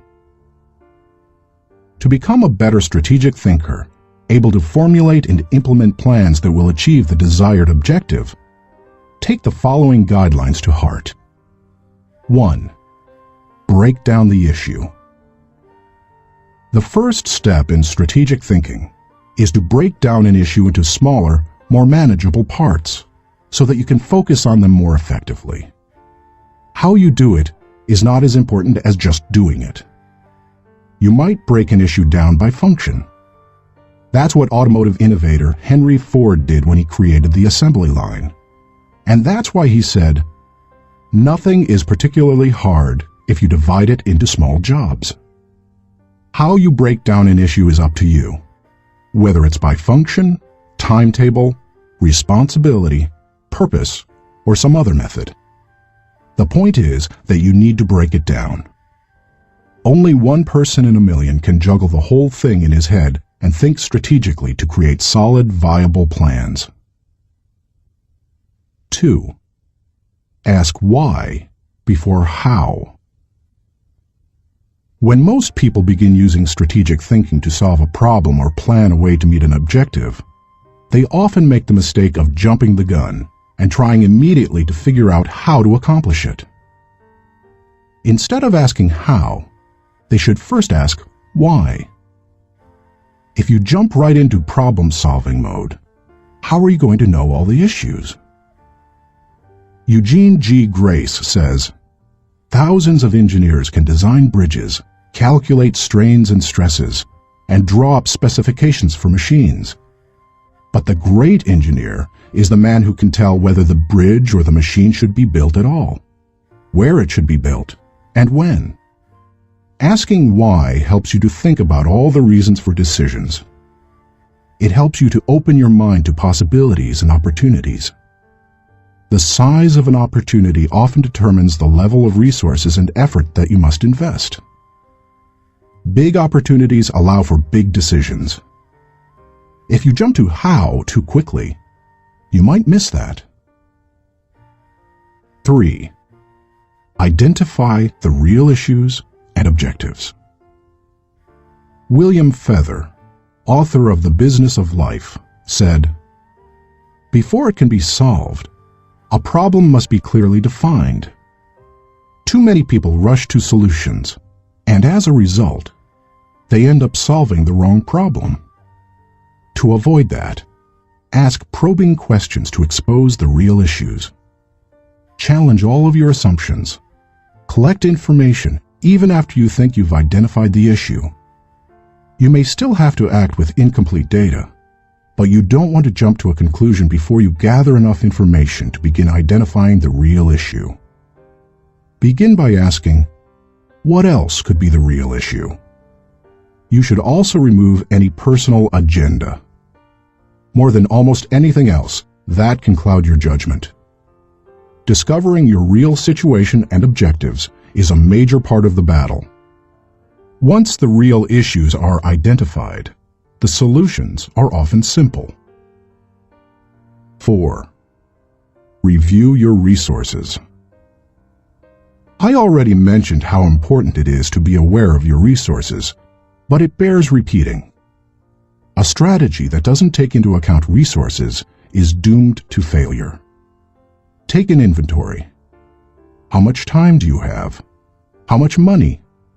What kinds of materials, supplies, or inventory do you have? What are your other assets? What liabilities or obligations will come into play? Which people on the team can make an impact? You know your own organization and profession. Figure out what resources you have at your disposal. 5. Develop your plan. How you approach the planning process depends greatly on your profession and the size of the challenge that you're planning to tackle, so it's difficult to recommend many specifics. However, no matter how you go about planning, take this advice. Start with the obvious. When you tackle an issue or plan that way, it brings unity and consensus to the team, because everyone sees those things. Obvious elements build mental momentum and initiate creativity and intensity. the best way to create a road to the complex is to build on the fundamentals. 6. Put the right people in the right place. It's critical that you include your team as part of your strategic thinking. Before you can implement your plan, you must make sure that you have the right people in place. Even the best strategic thinking won't help if you don't take into account the people part of the equation. Look what happens if you miscalculate. Wrong person. Problems instead of potential. Wrong place. Frustration instead of fulfillment. Wrong plan. Grief instead of growth. Everything comes together, however, when you put together all three elements: the right person, the right place, and the right plan. 7. Keep repeating the process. My friend Olin Hendricks remarked, "Strategic thinking is like showering. You have to keep doing it. If you expect to solve any major problem once, you're in for disappointment." Little things such as filing or shopping systematically can be won easily through systems and personal discipline. But major issues need major strategic thinking time. What Thane Yost said is really true. The will to win is worthless if you do not have the will to prepare. If you want to be an effective strategic thinker, then you need to become a continuous strategic thinker. As I was working on this chapter, I came across an article in my local paper on the celebration of the Jewish Passover and how millions of American Jews read the order of service for their Seder, or Passover meal, from a small booklet produced by Maxwell House Coffee. For more than 70 years, the coffee company has produced the booklet, called a Haggadah, and during those years, it has distributed more than 40 million copies of it. "I remember using them all my life," said Regina Witt, who is in her 50s. So does her mother, who is almost 90. It's our tradition. I think it would be very strange not to use them. So how did Maxwell House come to supply the booklets? It was the result of strategic thinking. 80 years ago, marketing man Joseph Jacobs advised that the company could sell coffee during Passover if the product were certified kosher by a rabbi. Since 1923, Maxwell House Coffee has been certified kosher for Passover. And then Jacobs suggested that if they gave away the Haggadah booklets, they could increase sales. They've been creating the booklets and selling coffee during Passover ever since. That's what can happen when you unleash the power of strategic thinking. Thinking question. Am I implementing strategic plans that give me direction for today and increase my potential for tomorrow? Chapter 6. Explore possibility thinking. Nothing is so embarrassing as watching someone do something that you said could not be done. Sam Ewing. People who embrace possibility thinking are capable of accomplishing tasks that seem impossible because they believe in solutions. Here are several reasons why you should become a possibility thinker. 1. Possibility thinking increases your possibilities. When you believe you can do something difficult, and you succeed, many doors open for you. When George Lucas succeeded in making Star Wars, despite those who said the special effects he wanted hadn't ever been done and couldn't be done, many other possibilities opened up to him. Industrial Light and Magic, the company he created to produce those impossible special effects, became a source of revenue to help underwrite his other projects. He was able to produce merchandising tie-ins to his movies, thus bringing in another revenue stream to fund his movie making. But his confidence in doing the difficult has also made a huge impact on other movie makers, and a whole new generation of moviegoers. Popular culture writer Chris Salewicz asserts, at first, directly through his own work, and then via the unparalleled influence of ILM, Industrial Light and Magic, George Lucas has dictated for 2 decades the essential broad notion of what is cinema. If you open yourself up to possibility thinking, you open yourself up to many other possibilities. 2. Possibility thinking draws opportunities and people to you. The case of George Lucas helps you to see how being a possibility thinker can create new opportunities and attract people. People who think big attract big people to them. If you want to achieve big things, you need to become a possibility thinker. 3. Possibility thinking increases others' possibilities. Big thinkers who make things happen also create possibilities for others. That happens in part because it's contagious. You can't help but become more confident and think bigger when you're around possibility thinkers. 4.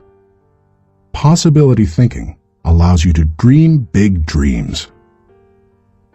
No matter what your profession, possibility thinking can help you to broaden your horizons and dream bigger dreams. Professor David J. Schwartz believes, big thinkers are specialists in creating positive, forward-looking, optimistic pictures in their own minds and in the minds of others. If you embrace possibility thinking, your dreams will go from molehill to mountain size. And because you believe in possibilities, you put yourself in position to achieve them. 5. Possibility thinking makes it possible to rise above average. During the 1970s, when oil prices went through the roof, automobile makers were ordered to make their cars more fuel efficient.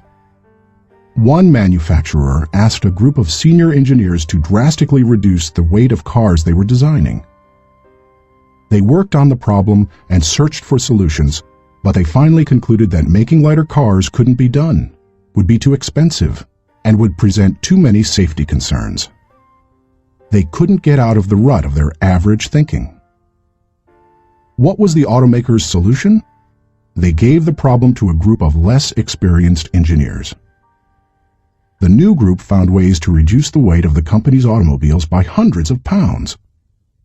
Because they thought that solving the problem was possible, it was. Every time you remove the label of impossible from a task, you raise your potential from average to off the charts. 6. Possibility thinking gives you energy. A direct correlation exists between possibility thinking and the level of a person's energy. Who gets energized by the prospect of losing? If you know something can't succeed, how much time and energy are you willing to give it? Nobody goes looking for a lost cause. You invest yourself in what you believe can succeed. When you embrace possibility thinking, you believe in what you're doing, and that gives you energy. 7.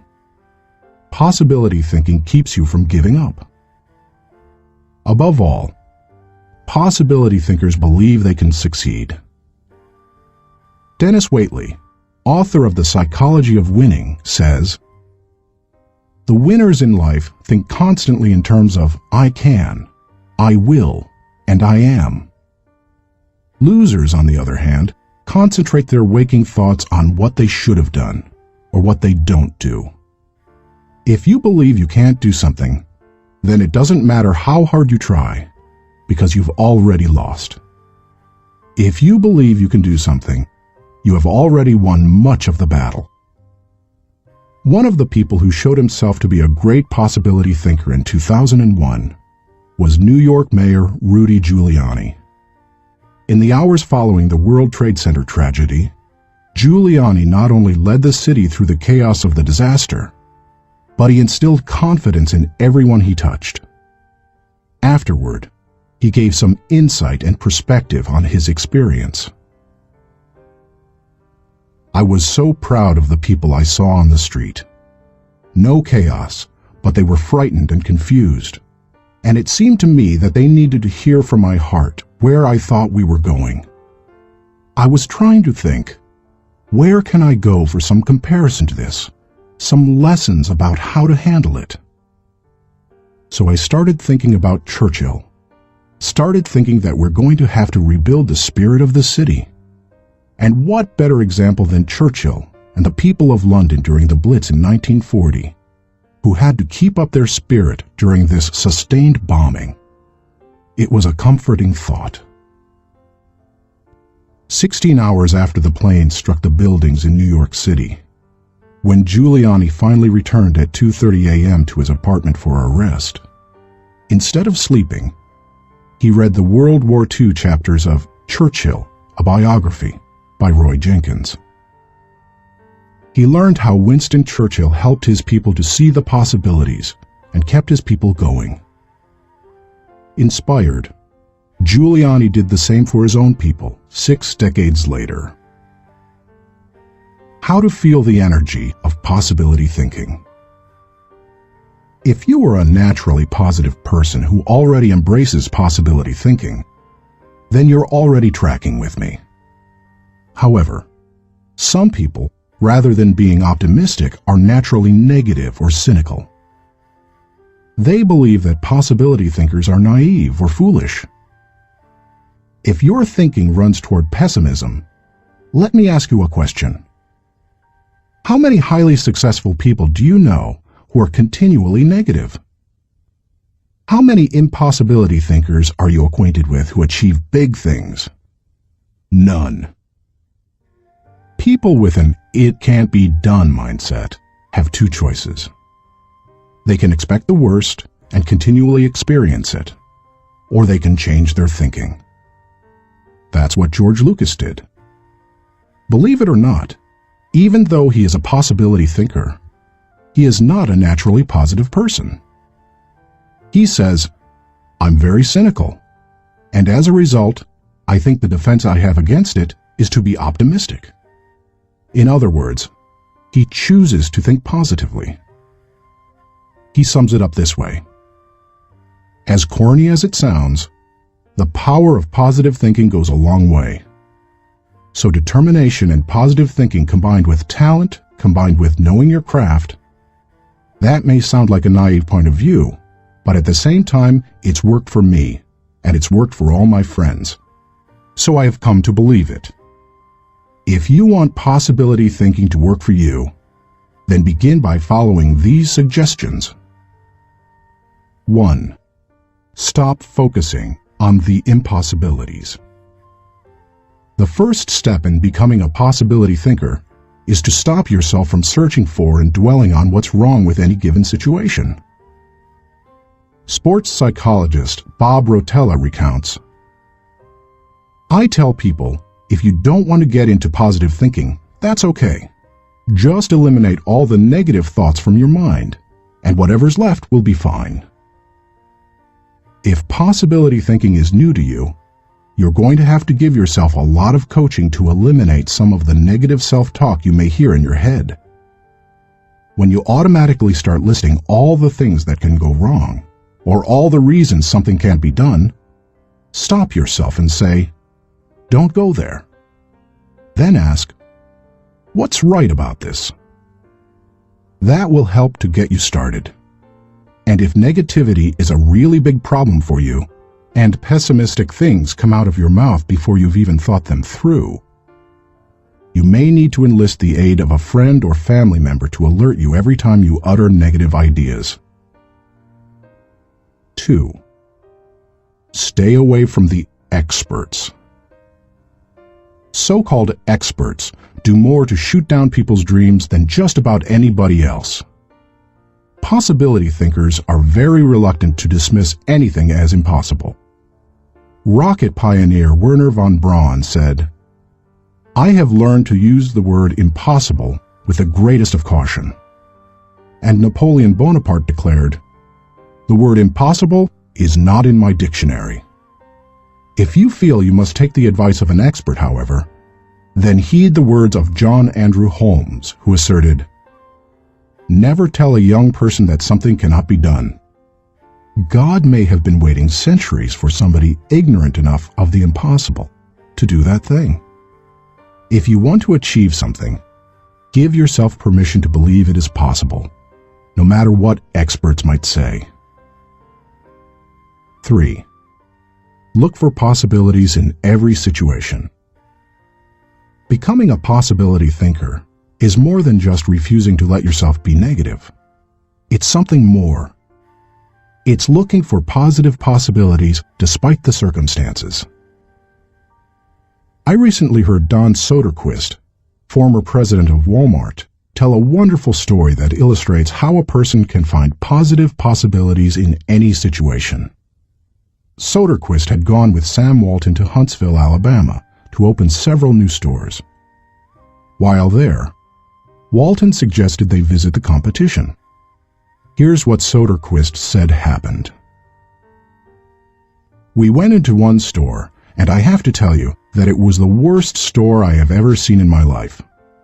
It was terrible. There were no customers. There was no help on the floor. The aisles were cluttered with merchandise, empty shelves, dirty.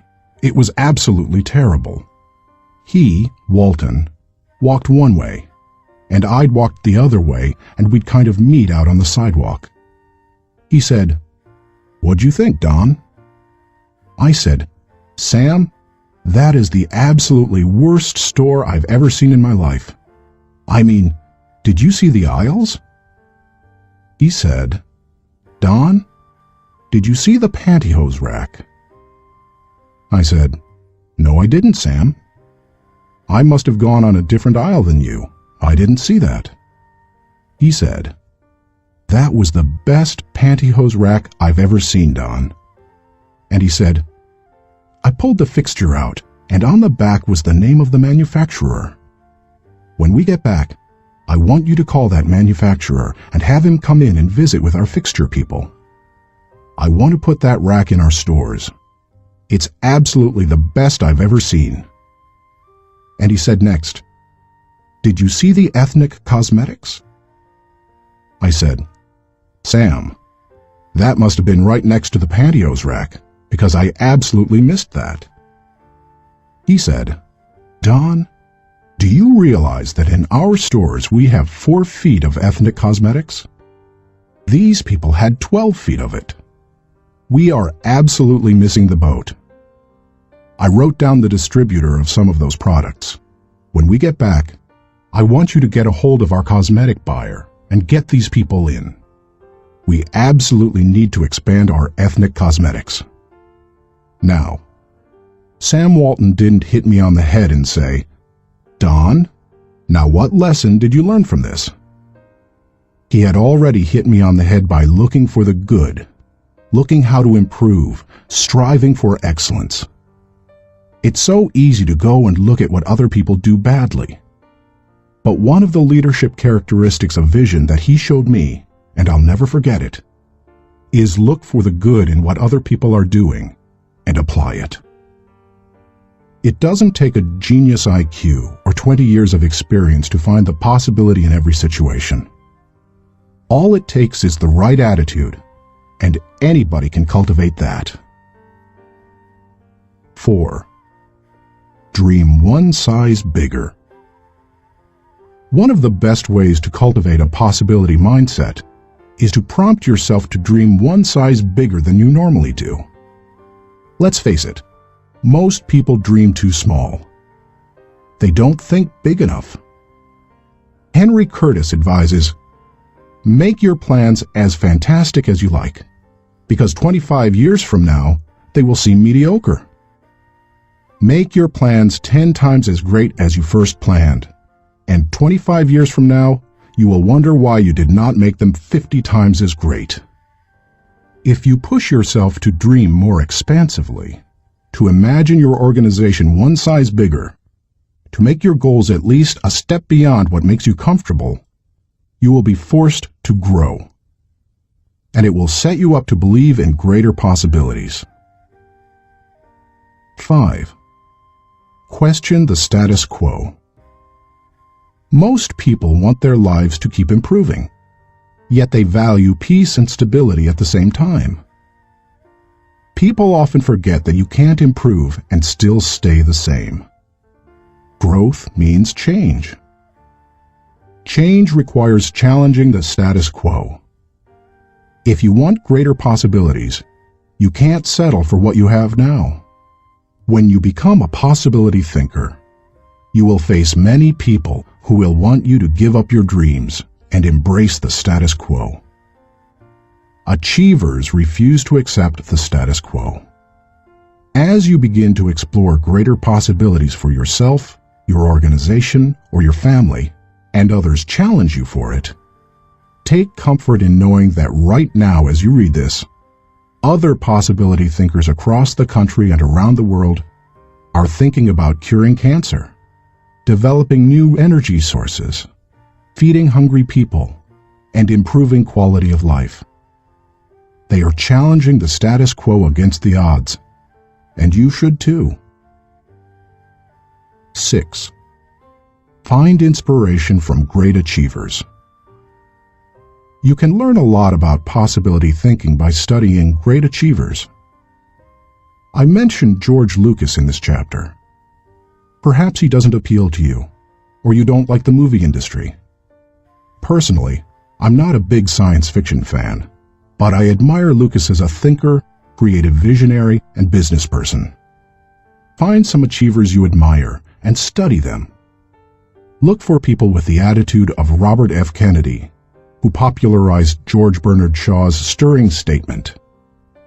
Some men see things as they are and say, "Why?" I dream of things that never were and say, "Why not?" I know possibility thinking isn't in style with many people. So call it what you like. The will to succeed, belief in yourself, confidence in your ability, faith. It's really true. People who believe that they can't, don't. But if you believe you can, you can. That's the power of possibility thinking. Thinking question. Am I unleashing the enthusiasm of possibility thinking to find solutions for even seemingly impossible situations? Chapter 7. Learn from reflective thinking. To doubt everything, or to believe everything, are two equally convenient solutions. Both dispense with the necessity of reflection. Jules-Henri Poincaré. The pace of our society does not encourage reflective thinking. Most people would rather act than think. Now, don't get me wrong. I'm a person of action. I have very high energy, and I like to see things accomplished. But I'm also a reflective thinker. Reflective thinking is like the crock pot of the mind. It encourages your thoughts to simmer until they're done. As I go through this process, my goal is to reflect so that I might learn from my successes and mistakes, discover what I should try to repeat, and determine what I should change. It is always a valuable exercise. By mentally visiting past situations, you can think with greater understanding. 1. Reflective thinking gives you true perspective. When our children were young and still lived at home, we used to take them on wonderful vacations every year. When we got home, they always knew that I was going to ask them two questions. What did you like best, and what did you learn? It didn't matter whether we went to Walt Disney World or Washington, D.C. I always asked those questions. Why? Because I wanted them to reflect on their experiences. Children don't naturally grasp the value or cost of an experience unless prompted. They take things for granted. I wanted my children to appreciate our trips and to learn from them. When you reflect, you are able to put an experience into perspective. You are able to evaluate its timing, and you are able to gain a new appreciation for things that before went unnoticed. Most people are able to recognize the sacrifices of their parents or other people only when they become parents themselves. That's the kind of perspective that comes with reflection. 2. Reflective thinking gives emotional integrity to your thought life. Few people have good perspective in the heat of an emotional moment. Most individuals who enjoy the thrill of an experience try to go back and recapture it without first trying to evaluate it. It's one of the reasons our culture produces so many thrill seekers. Likewise, those who survive a traumatic experience usually avoid similar situations at all costs, which sometimes ties them into emotional knots. Reflective thinking enables you to distance yourself from the intense emotions of particularly good or bad experiences and see them with fresh eyes. You can see the thrills of the past in the light of emotional maturity and examine tragedies in the light of truth and logic. That process can help a person to stop carrying around a bunch of negative emotional baggage. President George Washington observed, "We ought not to look back unless it is to derive useful lessons from past errors and for the purpose of profiting by dearly bought experience." Any feeling that can stand up to the light of truth and can be sustained over time has emotional integrity and is therefore worthy of your mind and heart. 3. Reflective thinking increases your confidence in decision-making. Have you ever made a snap judgment and later wondered if you did the right thing? Everybody has. Reflective thinking can help to diffuse that doubt. It also gives you confidence for the next decision. Once you've reflected on an issue, you don't have to repeat every step of the thinking process when you're faced with it again. You've got mental road markers from having been there before. That compresses and speeds up thinking time, and it gives you confidence. And over time, it can also strengthen your intuition. 4. Reflective thinking clarifies the big picture. When you engage in reflective thinking, you can put ideas and experiences into a more accurate context. Reflective thinking encourages us to go back and spend time pondering what we have done and what we have seen. If a person who loses his job reflects on what happened, he may see a pattern of events that led to his dismissal. He will better understand what happened, why it happened, and what things were his responsibility. If he also looks at the incidents that occurred afterward, he may realize that in the larger scheme of things, he's better off in his new position because it better fits his skills and desires. Without reflection, it can be very difficult to see that big picture. 5. Reflective thinking takes a good experience and makes it a valuable experience. When you were just starting out in your career, did it seem that few people were willing to give someone without experience an opportunity?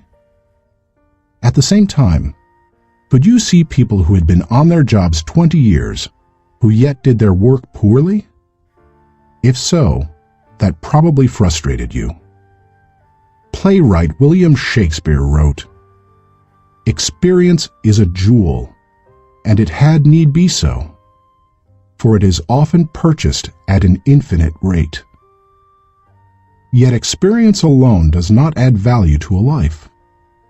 It's not necessarily experience that is valuable. It's the insight people gain because of their experience. Reflective thinking turns experience into insight. Mark Twain said, "We should be careful to get out of an experience all the wisdom that is in it. Not like the cat that sits down on a hot stove lid. She will never sit down on a hot stove lid again, and that is well. But also, she will never sit down on a cold one anymore. An experience becomes valuable when it informs or equips us to meet new experiences. Reflective thinking helps to do that. How to embrace the lessons of reflective thinking. If you are like most people in our culture today, you probably do very little reflective thinking. If that's the case, it may be holding you back more than you think. Take to heart the following suggestions to increase your ability to think reflectively. 1. Set aside time for reflection. Greek philosopher Socrates observed, "The unexamined life is not worth living." For most people, however, reflection and self-examination doesn't come naturally.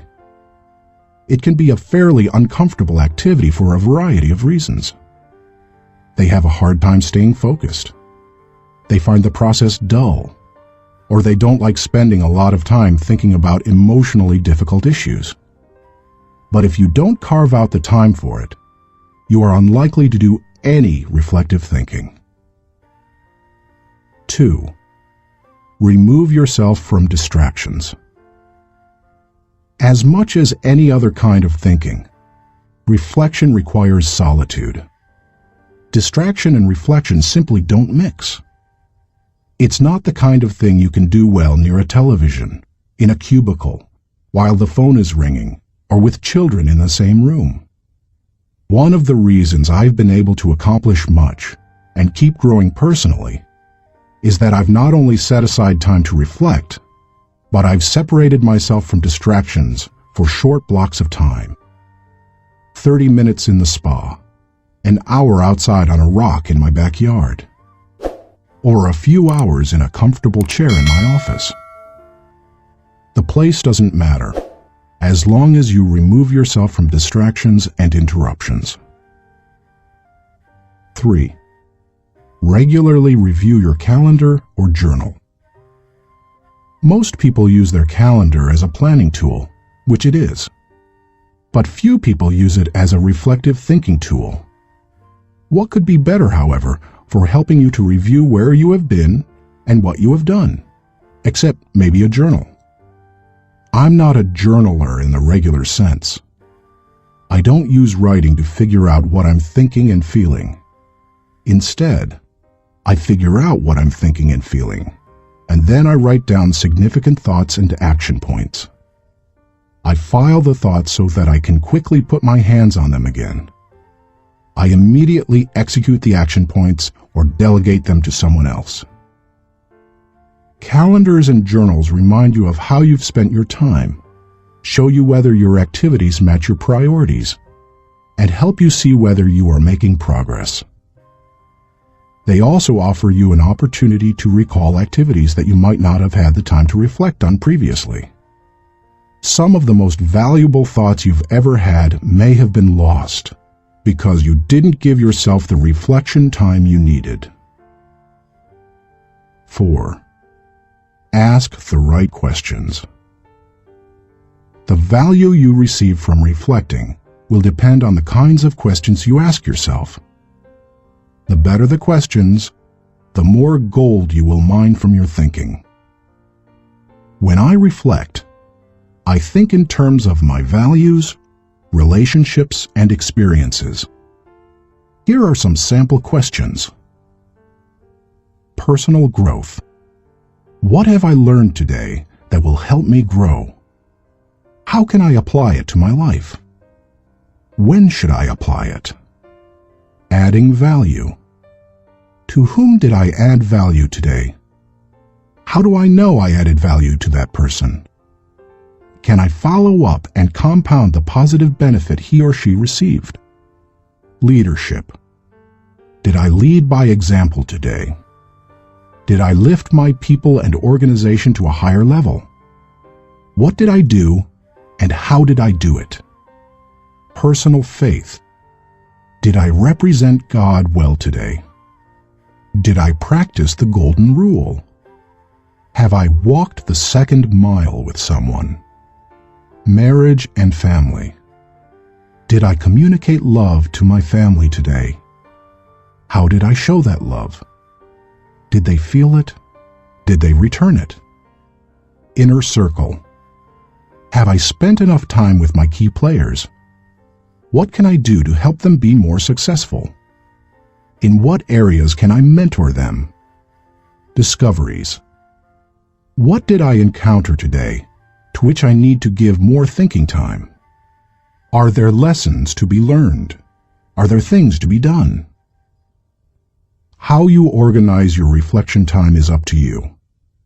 You may want to adapt my pattern to your own values. Or you can try a system that my friend Dick Biggs uses. He creates 3 columns on a sheet of paper. Year, turning point, impact. This system is good for reflecting on the bigger picture. Dick used it to see patterns in his life, such as when he moved to Atlanta and was encouraged by a new teacher to write. You could just as easily write event, significance, and action point on a page to help you benefit from reflective thinking. The main thing is to create questions that work for you and write down any significant thoughts that come to you during the reflection time. 5. Cement your learning through action.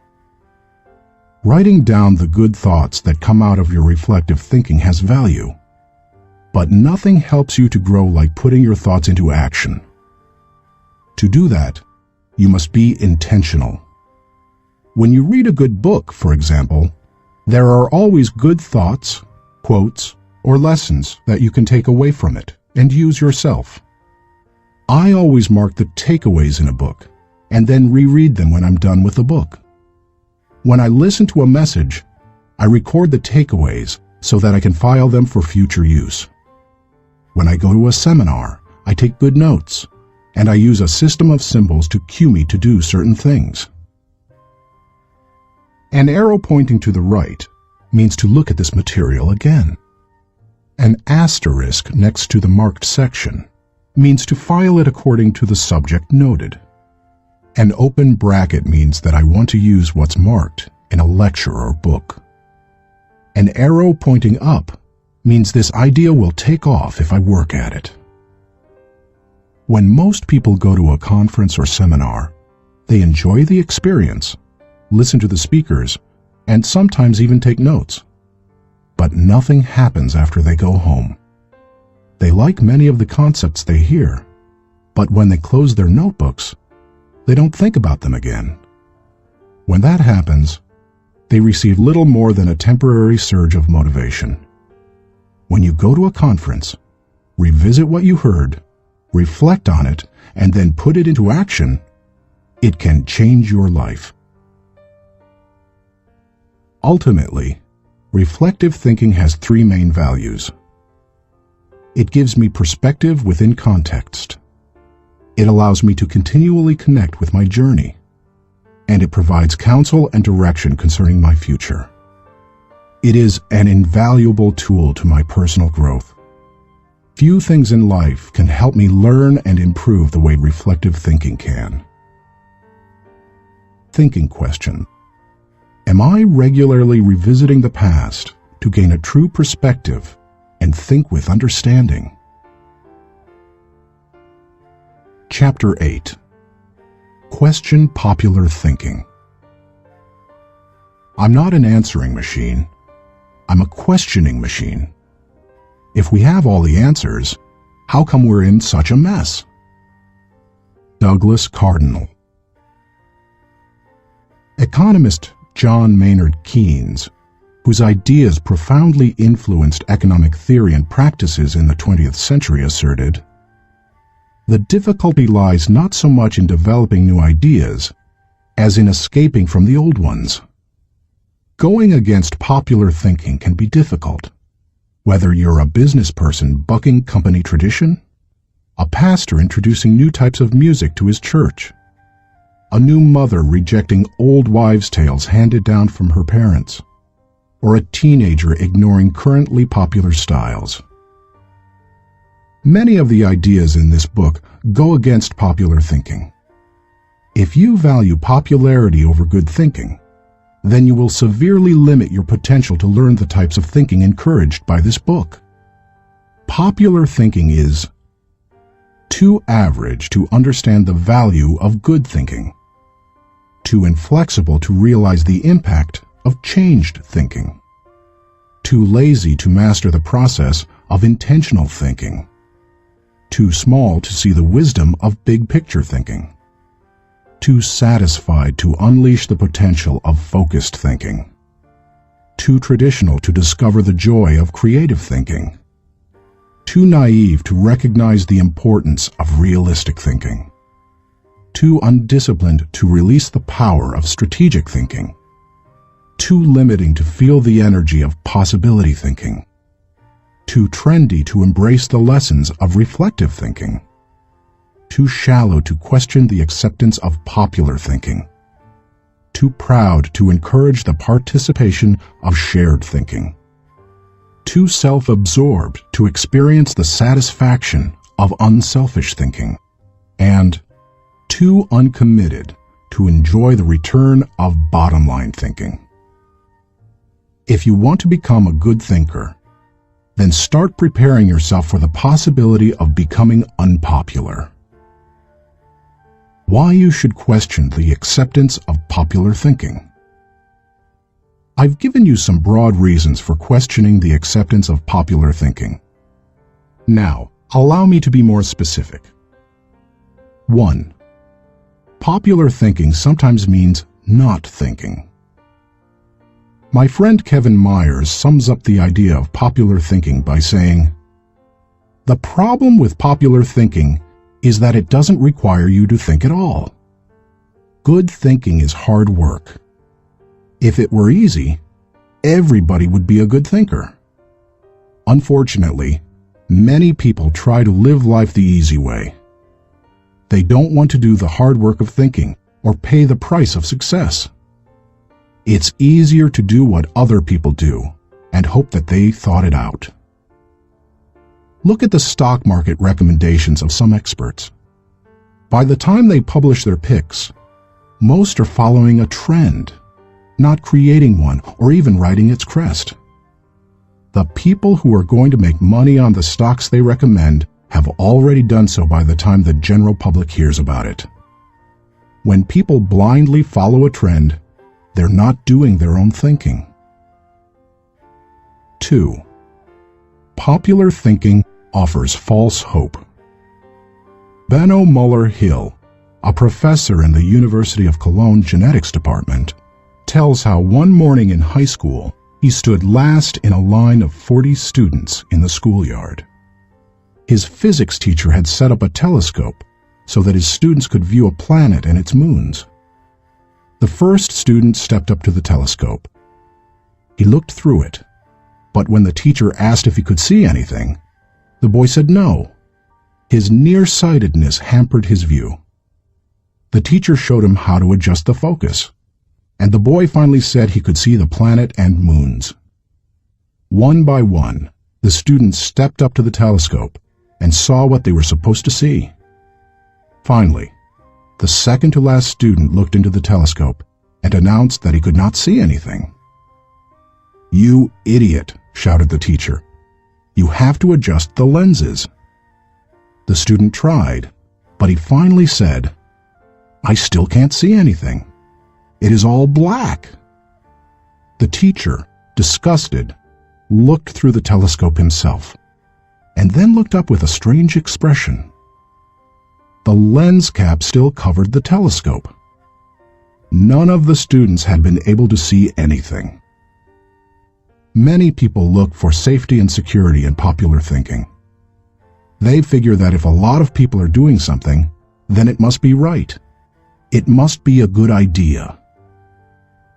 If most people accept it, then it probably represents fairness, equality, compassion, and sensitivity, right? Not necessarily. Popular thinking said the Earth was the center of the universe, yet Copernicus studied the stars and planets and proved mathematically that the Earth and the other planets in our solar system revolved around the Sun. Popular thinking said surgery didn't require clean instruments. Yet Joseph Lister studied the high death rates in hospitals and introduced antiseptic practices that immediately saved lives. Popular thinking said that women shouldn't have the right to vote. Yet people like Emmeline Pankhurst and Susan B. Anthony fought for and won that right. Popular thinking put the Nazis into power in Germany.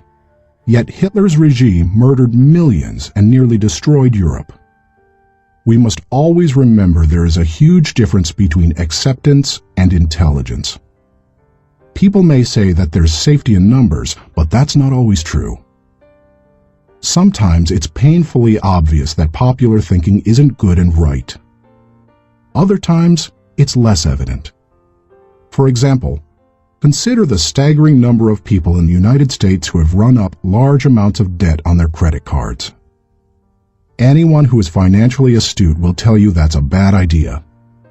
Yet millions follow right along with the popular thinking of buy now, pay later. And so they pay and pay and pay. Many promises of popular thinking ring hollow. Don't let them fool you. 3. Popular thinking is slow to embrace change. Popular thinking loves the status quo. It puts its confidence in the idea of the moment and holds on to it with all its might. As a result, it resists change and dampens innovation. Donald M. Nelson, former president of the Society of Independent Motion Picture Producers, criticized popular thinking when he asserted, "We must discard the idea that past routine, past ways of doing things are probably the best ways. On the contrary, we must assume that there is probably a better way to do almost everything. We must stop assuming that a thing which never has been done before probably cannot be done at all." 4. Popular thinking brings only average results. The bottom line? Popular thinking brings mediocre results. Here is popular thinking in a nutshell. Popular equals normal equals average. It's the least of the best and the best of the least. We limit our success when we adopt popular thinking. It represents putting in the least energy to just get by. You must reject common thinking if you want to accomplish uncommon results. How to question the acceptance of popular thinking. Popular thinking has often proved to be wrong and limiting. Questioning it isn't necessarily hard once you cultivate the habit of doing so. The difficulty is in getting started. Begin by doing the following things. 1. Think before you follow. Many individuals follow others almost automatically. Sometimes they do so because they desire to take the path of least resistance. Other times they fear rejection, or they believe there's wisdom in doing what everyone else does. But if you want to succeed, you need to think about what's best, not what's popular. Challenging popular thinking requires a willingness to be unpopular and go outside of the norm. Following the tragedy of September 11, 2001, for example, few people willingly chose to travel by plane. But that was the best time to travel. Crowds were down, security was up, and airlines were cutting prices. About a month after the tragedy, my wife Margaret and I heard that Broadway shows had lots of seats and many New York hotel rooms remained empty. Popular thinking said, "Stay away from New York." We used that as an opportunity. We got cheap plane tickets to the city, booked a room in a great hotel for about half price, and got tickets to the most sought-after show, The Producers. As we took our seats in the theater, we sat next to a woman beside herself with excitement. "I can't believe I'm finally here," she said to us. "I've waited so long. This is the best show on Broadway, and the hardest to get tickets to." Then she turned to look me in the eye and said, "I've had my tickets for 1.5 years waiting to see this show. How long ago did you get yours?" "You won't like my answer," I replied. "Oh, come on," she said. "How long?" "I got mine 5 days ago," I answered. She looked at us in horror. By the way, she was right. It's one of the best shows we've seen in a while. And we got to see it only because we were willing to go against popular thinking when everyone else was staying at home. As you begin to think against the grain of popular thinking, remind yourself that unpopular thinking, even when resulting in success, is largely underrated, unrecognized, and misunderstood. Unpopular thinking contains the seeds of vision and opportunity. Unpopular thinking is required for all progress. The next time you feel ready to conform to popular thinking on an issue, stop and think. You may not want to create change for its own sake, but you certainly don't want to blindly follow just because you haven't thought about what's best. 2. Appreciate thinking different from your own. One of the ways to embrace innovation and change is to learn to appreciate how others think. To do that, you must continually expose yourself to people different from yourself. My brother, Larry Maxwell, a good businessman and an innovative thinker, continually challenges popular thinking by thinking differently. He says, "Most of our people in sales and middle management come from businesses with products and services different from ours. That constantly exposes us to new ways of thinking. We also discourage our people from active participation in formal business and trade associations and fraternities because their thinking is quite common. They don't need to spend a lot of time thinking the way everyone else in the industry does." As you strive to challenge popular thinking, spend time with people with different backgrounds, education levels, professional experiences, personal interests, etc. You will think like the people with whom you spend the most time. If you spend time with people who think out of the box, you're more likely to challenge popular thinking and break new ground. 3. Continually question your own thinking. Let's face it, anytime we find a way of thinking that works, one of our greatest temptations is to go back to it repeatedly, even if it no longer works well. The greatest enemy to tomorrow's success is sometimes today's success. My friend Andy Stanley recently taught a leadership lesson at Enjoy's Catalyst Conference called Challenging the Process. He described how progress must be preceded by change, and he pointed out many of the dynamics involved in questioning popular thinking. In an organization, he said, we should remember that every tradition was originally a good idea, and perhaps even revolutionary. But every tradition may not be a good idea for the future. In your organization, if you were involved in putting into place what currently exists, then it's likely that you will resist change, even change for the better. That's why it's important to challenge your own thinking. If you're too attached to your own thinking and how everything is done now, then nothing will change for the better. 4. Try new things in new ways. When was the last time you did something for the first time? Do you avoid taking risks or trying new things? One of the best ways to get out of the rut of your own thinking is to innovate.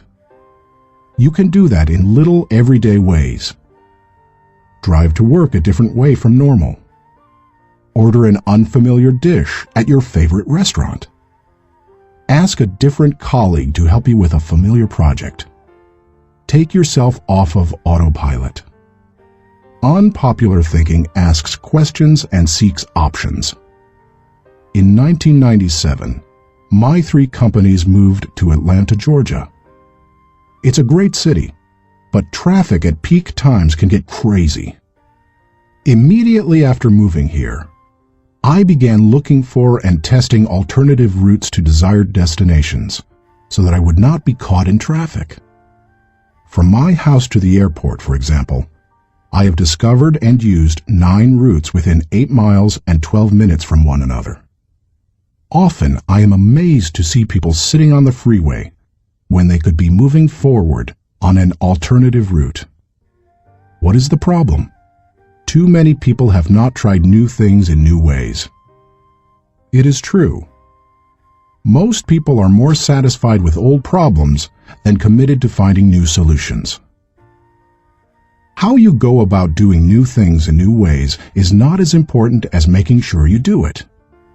Besides, if you try to do new things in the same way that everyone else does, are you really going against popular thinking? Get out there and do something different today. 5. Get used to being uncomfortable. When it comes right down to it, popular thinking is comfortable. It's like an old recliner adjusted to all the owner's idiosyncrasies. The problem with most old recliners is that no one has looked at them lately. If so, they'd agree that it's time to get a new one. If you want to reject popular thinking in order to embrace achievement, you'll have to get used to being uncomfortable. If you embrace unpopular thinking and make decisions based on what works best and what is right, rather than what is commonly accepted, know this: in your early years, you won't be as wrong as people think you are. In your later years, you won't be as right as people think you are. And all through the years, you will be better than you thought you could be. Thinking question. Am I consciously rejecting the limitations of common thinking in order to accomplish uncommon results? Chapter 9. Benefit from shared thinking. None of us is as smart as all of us. Ken Blanchard. Good thinkers, especially those who are also good leaders, understand the power of shared thinking. They know that when they value the thoughts and ideas of others, they receive the compounding results of shared thinking and accomplish more than they ever could on their own. Those who participate in shared thinking understand the following. 1. Shared thinking is faster than solo thinking. We live in a truly fast-paced world. To function at its current rate of speed, we can't go it alone. I think the generation of young men and women just entering the workforce sense that very strongly. Perhaps that is why they value community so highly, and are more likely to work for a company they like than one that pays them well. Working with others is like giving yourself a shortcut. If you want to learn a new skill quickly, how do you do it? Do you go off by yourself and figure it out? Or do you get someone to show you how? You can always learn more quickly from someone with experience, whether you're trying to learn how to use a new software package, develop your golf swing, or cook a new dish. 2. Shared thinking is more innovative than solo thinking. We tend to think of great thinkers and innovators as soloists. But the truth is that the greatest innovative thinking doesn't occur in a vacuum. Innovation results from collaboration. Albert Einstein once remarked, "Many times a day, I realize how much my own outer and inner life is built upon the labors of my fellow men, both living and dead, and how earnestly I must exert myself in order to give in return as much as I have received." Shared thinking leads to greater innovation, whether you look at the work of researchers Marie and Pierre Curie, surrealists Luis Buñuel and Salvador Dali, or songwriters John Lennon and Paul McCartney. If you combine your thoughts with the thoughts of others, You will come up with thoughts you've never had. 3. Shared thinking brings more maturity than solo thinking. As much as we would like to think that we know it all, each of us is probably painfully aware of our blind spots and areas of inexperience. When I first started out as a pastor, I had dreams and energy, but little experience. To try to overcome that, I attempted to get several high-profile pastors of growing churches to share their thinking with me. In the early 1970s, I wrote letters to the 10 most successful pastors in the country, offering them what was a huge amount of money to me at the time, $100, to meet me for an hour so that I could ask them questions. When one said yes, I'd visit him. I didn't talk much, except to ask a few questions. I wasn't there to impress anyone or satisfy my ego. I was there to learn. I listened to everything he said, took careful notes, and absorbed everything I could. Those experiences changed my life. You've had experiences I haven't, and I've had experiences you haven't. Put us together, and we bring a broader range of personal history and therefore maturity to the table. If you don't have the experience you need, hook up with someone who does. 4. Shared thinking is stronger than solo thinking.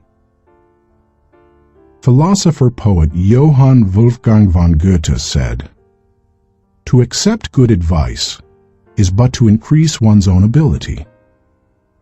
2 heads are better than one when they are thinking in the same direction. It's like harnessing 2 horses to pull a wagon. They are stronger pulling together than either is individually. But did you know that when they pull together, they can move more weight than the sum of what they can move individually? A synergy comes from working together. That same kind of energy comes into play when people think together." 5. Shared thinking returns greater value than solo thinking. Because shared thinking is stronger than solo thinking, it's obvious that it yields a higher return. That happens because of the compounding action of shared thinking. But it also offers other benefits. The personal return you receive from shared thinking and experiences can be great. Clarence Francis sums up the benefits in the following observation: "I sincerely believe that the word relationships is the key to the prospect of a decent world. It seems abundantly clear that every problem you will have in your family, in your work, in our nation, or in this world is essentially a matter of relationships, of interdependence." 6. Shared thinking is the only way to have great thinking. I believe that every great idea begins with 3 or 4 good ideas. And most good ideas come from shared thinking.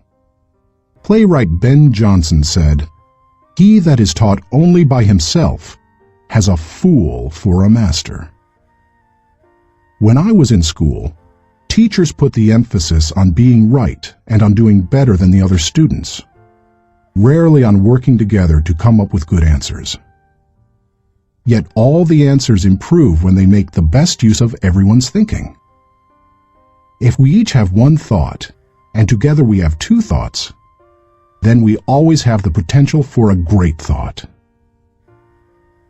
How to encourage the participation of shared thinking. Some people naturally participate in shared thinking.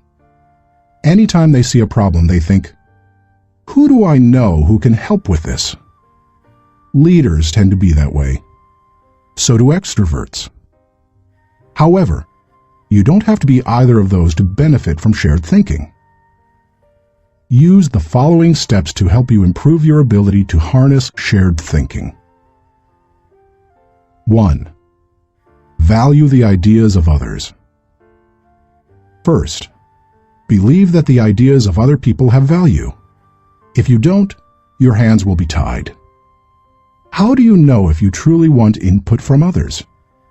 ask yourself these questions. Am I emotionally secure? People who lack confidence and worry about their status, position, or power tend to reject the ideas of others, protect their turf, and keep people at bay. It takes a secure person to consider others' ideas.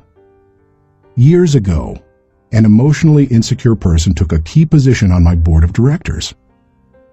After a couple of meetings, it became obvious to the other board members that this individual would not positively contribute to the organization.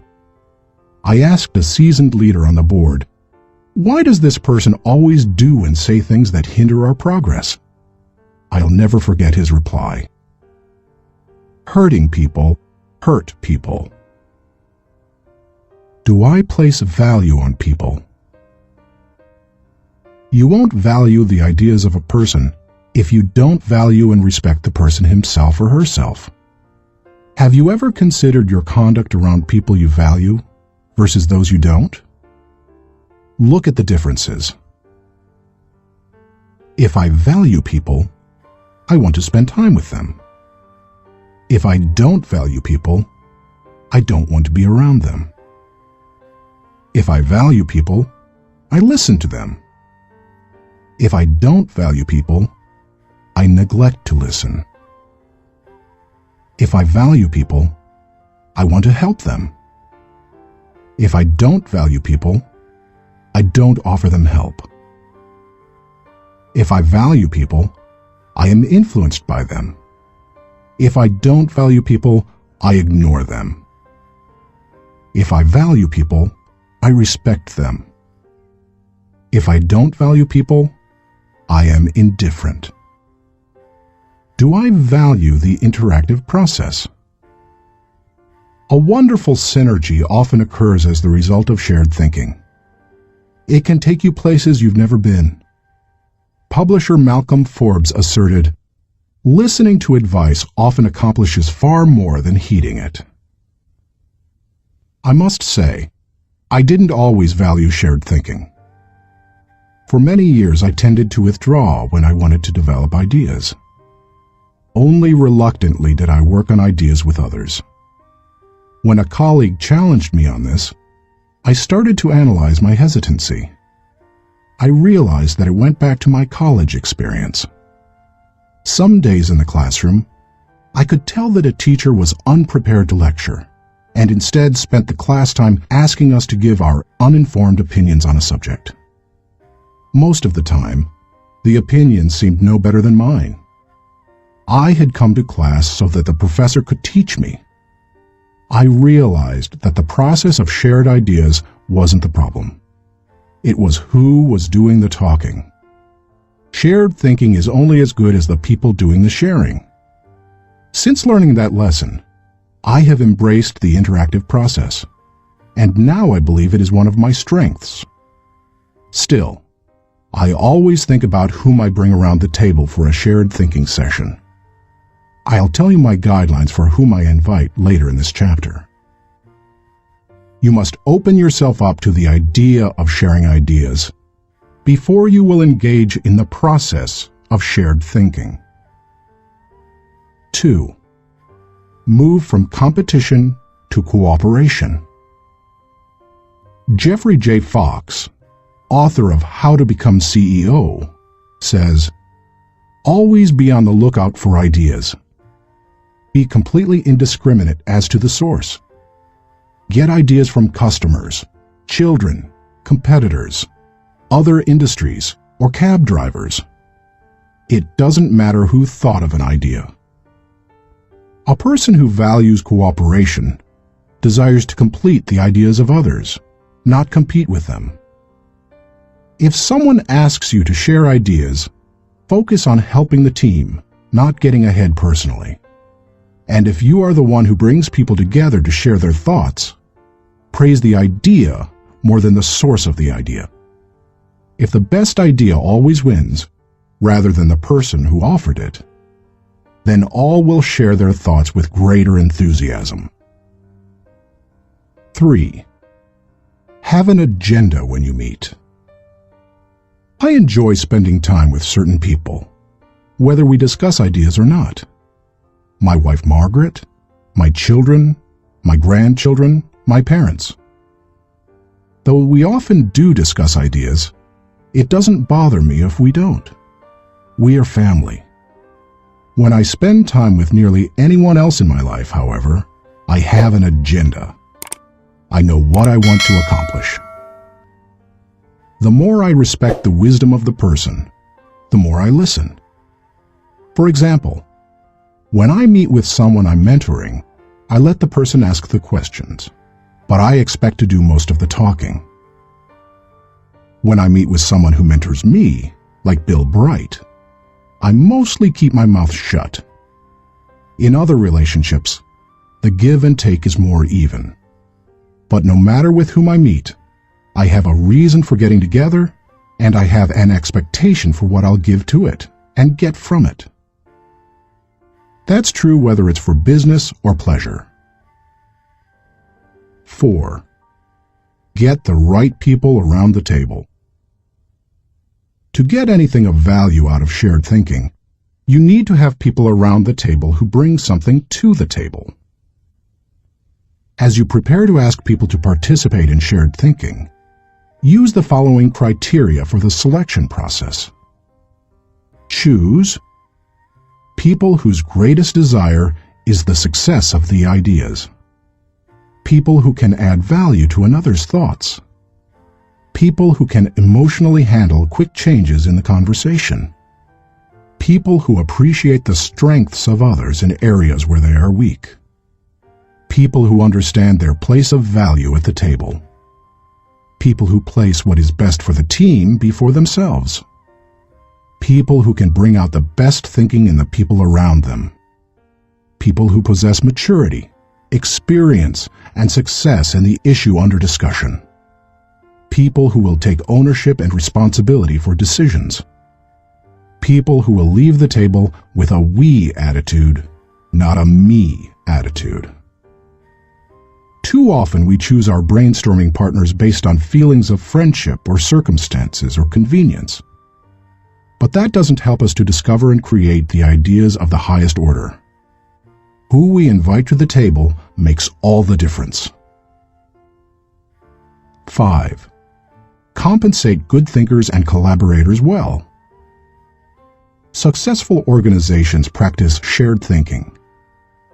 If you lead an organization, department, or team, then you can't afford to be without people who are good at shared thinking. As you recruit and hire, look for good thinkers who value others, have experience with the collaborative process, and are emotionally secure. Then, pay them well, and challenge them to use their thinking skills and share their ideas often. Nothing adds value like a lot of good thinkers putting their minds together. No matter what you're trying to accomplish, you can do it better with shared thinking. That is why I spend much of my life teaching leadership. Good leadership helps to put together the right people at the right time for the right purpose so that everybody wins. All it takes is the right people and a willingness to participate in shared thinking. Thinking question. Am I consistently including the heads of others to think over my head and achieve compounding results? Chapter 10. Practice unselfish thinking. We cannot hold a torch to light another's path without brightening our own. Ben Sweetland. So far in this book, we've discussed many kinds of thinking that can help you to achieve more. Each of them has the potential to make you more successful. Now I want to acquaint you with a kind of thinking with the potential to change your life in another way. It might even redefine how you view success. Unselfish thinking can often deliver a return greater than any other kind of thinking. Take a look at some of its benefits. 1. Unselfish thinking brings personal fulfillment. Few things in life bring greater personal rewards than helping others. Charles H. Burr believed, "Getters generally don't get happiness. Givers get it." Helping people brings great satisfaction. When you spend your day unselfishly serving others, at night you can lay down your head with no regrets and sleep soundly. In Bringing Out the Best in People, Alan Loy McGuinness remarked, "There is no more noble occupation in the world than to assist another human being, to help someone succeed." Even if you have spent much of your life pursuing selfish gain, it's never too late to have a change of heart. Even the most miserable person, like Charles Dickens' Scrooge, can turn his life around and make a difference for others. That's what Alfred Nobel did. When he saw his own obituary in the newspaper, his brother had died, and the editor had written about the wrong Nobel, saying that the explosives his company produced had killed many people. Nobel vowed to promote peace and acknowledge contributions to humanity. That is how the Nobel Prizes came into being. 2. Unselfish thinking adds value to others. In 1904, Bessie Anderson Stanley wrote the following definition of success in Brown Book magazine. "He has achieved success who has lived well, laughed often, and loved much, who has enjoyed the trust of pure women, the respect of intelligent men, and the love of little children, who has filled his niche and accomplished his task, who has left the world better than he found it, whether by an improved poppy, a perfect poem, or a rescued soul, who has never lacked appreciation of earth's beauty or failed to express it, who has always looked for the best in others and given them the best he had, whose life was an inspiration, whose memory a benediction." When you get outside of yourself and make a contribution to others, you really begin to live. 3. Unselfish thinking encourages other virtues. When you see a 4-year-old, you expect to observe selfishness. But when you see it in a 40-year-old, it's not very attractive, is it? Of all the qualities a person can pursue, unselfish thinking seems to make the biggest difference toward cultivating other virtues.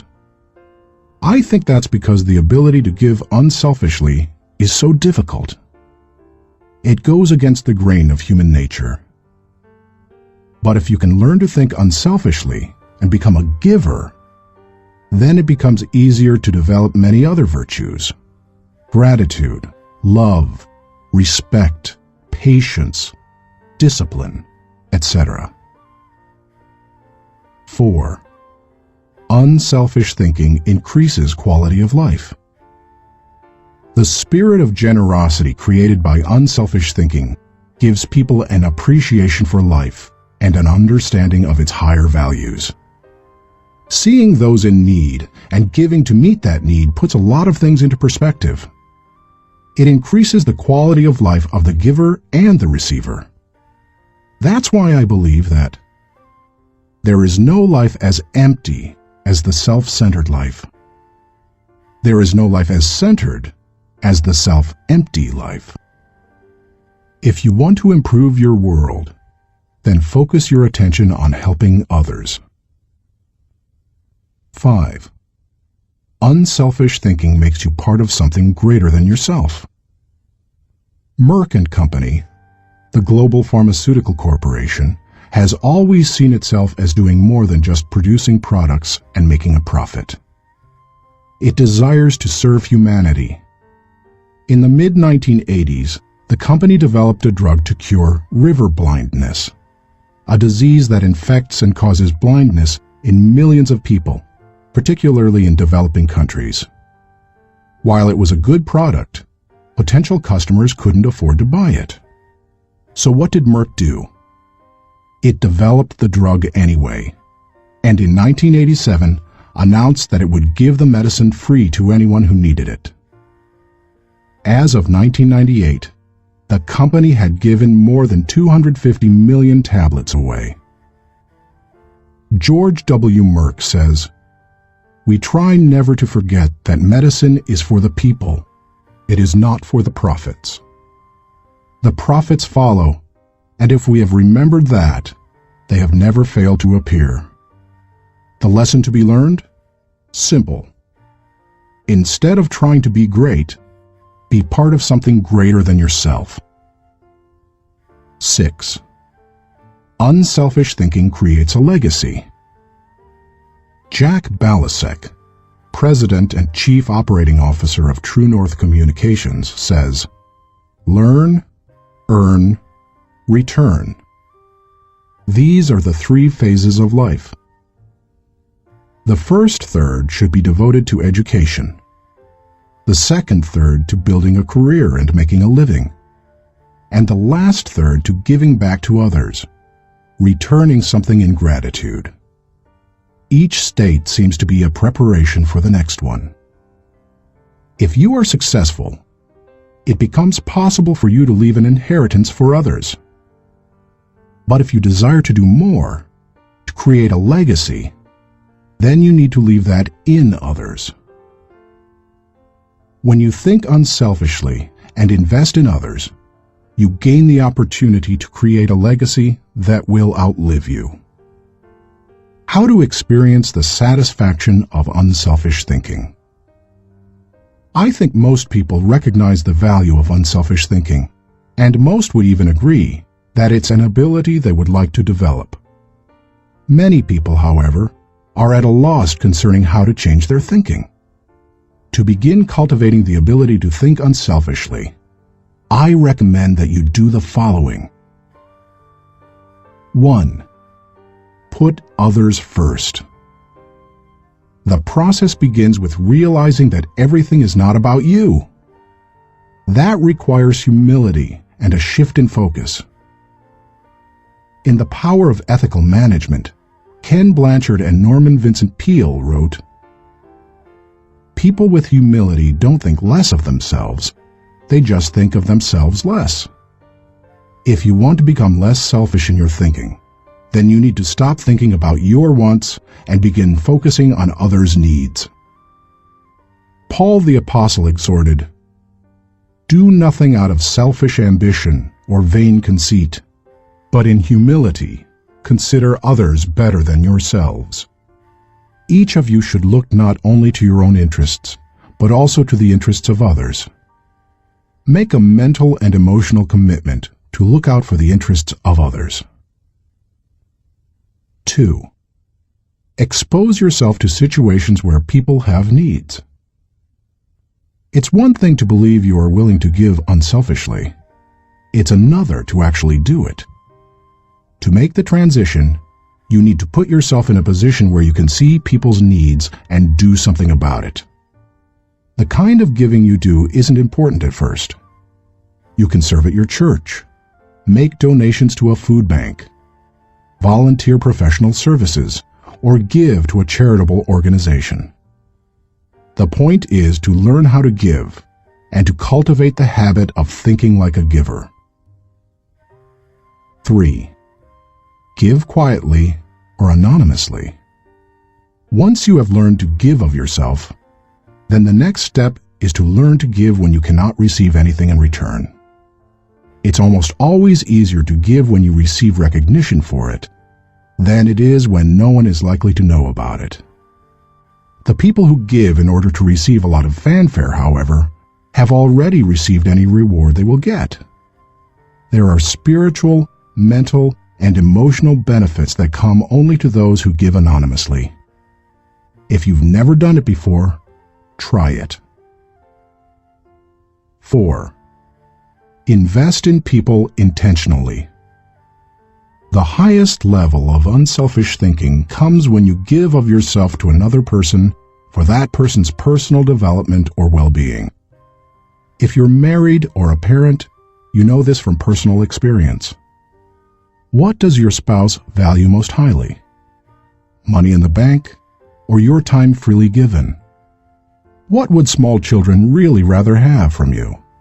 A toy or your undivided attention. The people who love you would rather have you than what you can give them. If you want to become the kind of person who invests in people, then consider others and their journey so that you can collaborate with them. Each relationship is like a partnership created for mutual benefit. As you go into any relationship, think about how you can invest in the other person so that it becomes a win-win situation. Here is how relationships most often play out. I win, you lose, I win only once. You win, I lose, you win only once. We both win, we win many times. We both lose, goodbye partnership. The best relationships are win-win. Why don't more people go into relationships with that attitude? I'll tell you why. Most people want to make sure that they win first. Unselfish thinkers, on the other hand, go into a relationship and make sure that the other person wins first. And that makes all the difference. 5. Continually check your motives. François de la Rochefoucauld said, "What seems to be generosity is often no more than disguised ambition, which overlooks a small interest in order to secure a great one." The hardest thing for most people is fighting their natural tendency to put themselves first. That's why it's important to continually examine your motives to make sure you're not sliding backward into selfishness. Do you want to check your motives? Then follow the modeling of Benjamin Franklin. Every day, he asked himself 2 questions. When he got up in the morning, he would ask, "What good am I going to do today?" And before he went to bed, he would ask, "What good have I done today?" If you can answer those questions with selflessness and integrity, you can keep yourself on track. Give while you live. In the fall of 2001, we all witnessed a demonstration of unselfish thinking unlike anything we had seen in the United States for many years. Who can forget the events of September 11th, 2001? I had just finished teaching a leadership lesson when my assistant Linda Eggers came into the studio to announce the tragic news. Like most Americans, I remained riveted to the television all day and heard the reports of the firefighters and police officers who raced into the World Trade Center towers to help others, never worrying about their own safety. In the days following the tragedy, millions of Americans expressed a great desire to do something that would help the situation. I had the same desire. InJoy was scheduled to do a training via simulcast on September 15th, the Saturday following the tragedy. Our leadership team decided to add a 1.5-hour program titled America Prays to the end of the simulcast. In it, my friend Max Lucado wrote and read a prayer, expressing the heart's cry of millions. Franklin Graham prayed for our national leaders. Jim and Shirley Dobson gave advice to parents on how to help their children deal with the event. And Bruce Wilkinson and I asked the simulcast viewers to give financially to the people injured on September 11th. Amazingly, they gave $5.9 million, which World Vision graciously agreed to distribute to those in need. Unselfish thinking and giving turned a very dark hour into one of light and hope. Less than 2 weeks after the tragedy, I was able to travel to Ground Zero in New York City. I went to view the site of the destruction, to thank the men and women clearing away the wreckage, and to pray for them. I can't really do justice to what I saw. I've traveled to New York dozens of times. It's one of my favorite places in the world. My wife and I had been up in the towers with our children many times before and have wonderful memories of that area. to look at the place where the buildings had once stood, and to see nothing but rubble, dust, and twisted metal, it's simply indescribable. What many Americans didn't realize is that for many months, people worked diligently to clean up the site. Many were New York City firefighters and other city workers. Others were volunteers. They worked around the clock, 7 days a week. And when they came across the remains of someone in the rubble, they called for silence and reverently carried them out. Since I am a clergyman, I was asked to wear a clerical collar upon entering the area. As I walked around, many workers saw the collar and asked me to pray for them. It was a humbling privilege. American educator Horace Mann said, "Be ashamed to die until you have won some victory for humanity." According to this standard, New York City's firefighters are certainly prepared for death. The service they perform is often truly heroic. You and I may never be required to lay down our lives for others as they did. But we can give to others in different ways. We can be unselfish thinkers who put others first and add value to their lives. We can work with them so that they go farther than they thought possible. Thinking question. Am I continually considering others and their journey in order to think with maximum collaboration? Chapter 11. Rely on bottom-line thinking. There ain't no rules around here. We're trying to accomplish something. Thomas Edison, inventor. How do you figure out the bottom line for your organization, business, department, team, or group? In many businesses, the bottom line is literally the bottom line. Profit determines whether you are succeeding, but dollars should not always be the primary measure of success. Would you measure the ultimate success of your family by how much money you had at the end of the month or year? And if you run a non-profit or volunteer organization, how would you know whether you were performing at your highest potential? How do you think bottom line in that situation? A non-profit's bottom line. Frances Hesselbein had to ask herself exactly that question in 1976, when she became the National Executive Director of the Girl Scouts of America. When she first got involved with the Girl Scouts, running the organization was the last thing she expected. She and her husband John were partners in Hesselbein Studios, a small family business that filmed television commercials and promotional films. She wrote the scripts, and he made the films. In the early 1950s, she was recruited as a volunteer troop leader at the Second Presbyterian Church in Johnstown, Pennsylvania. Even that was unusual, since she had a son and no daughters. But she agreed to do it on a temporary basis. She must have loved it, because she led the troop for 9 years. In time, she became council president and a member of the national board. Then she served as executive director of the Tallis Rock Girl Scout Council, a full-time paid position. By the time she took the job as CEO of the national organization, the Girl Scouts was in trouble. The organization lacked direction. Teenage girls were losing interest in scouting, and it was becoming increasingly difficult to recruit adult volunteers, especially with greater numbers of women entering the workforce. Meanwhile, the Boy Scouts was considering opening itself to girls. Hesselbein desperately needed to bring the organization back to the bottom line.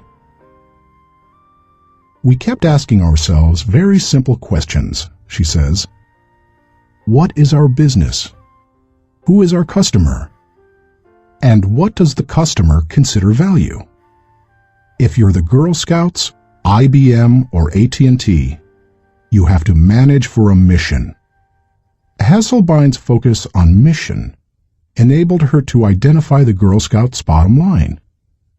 We really are here for one reason: to help a girl reach her highest potential. More than any one thing, that made the difference. Because when you are clear about your mission, corporate goals and operating objectives flow from it. Once she figured out her bottom line, she was able to create a strategy to try to achieve it. She started by reorganizing the national staff. Then she created a planning system to be used by each of the 350 regional councils. And she introduced management training to the organization. Hesselbein didn't restrict herself to changes in leadership and organization. In the 1960s and 70s, the country had changed, and so had its girls. But the Girl Scouts hadn't. Hesselbein tackled that issue too. The organization made its activities more relevant to the current culture, giving greater opportunities for use of computers, for example, rather than hosting a party. She also sought out minority participation, created bilingual materials, and reached out to low-income households. If helping girls reach their highest potential was the group's bottom line, then why not be more aggressive helping girls who traditionally have fewer opportunities? The strategy worked beautifully. Minority participation in the Girl Scouts tripled. In 1990, Hesselbein left the Girl Scouts after making it a first-class organization. She went on to become the founding president and CEO of the Peter F. Drucker Foundation for Nonprofit Management, and now serves as chairman of its board of governors. And in 1998, she was awarded the Presidential Medal of Freedom. President Clinton said of Hesselbein during the ceremony at the White House, "She has shared her remarkable recipe for inclusion and excellence with countless organizations, whose bottom line is measured not in dollars, but in changed lives." He couldn't have said it better. Why you should enjoy the return of bottom-line thinking. If you are accustomed to thinking of the bottom line only as it relates to financial matters, then you may be missing some things crucial to you and your organization. Instead, think of the bottom line as the end, the takeaway, the desired result. Every activity has its own unique bottom line. If you have a job, your work has a bottom line.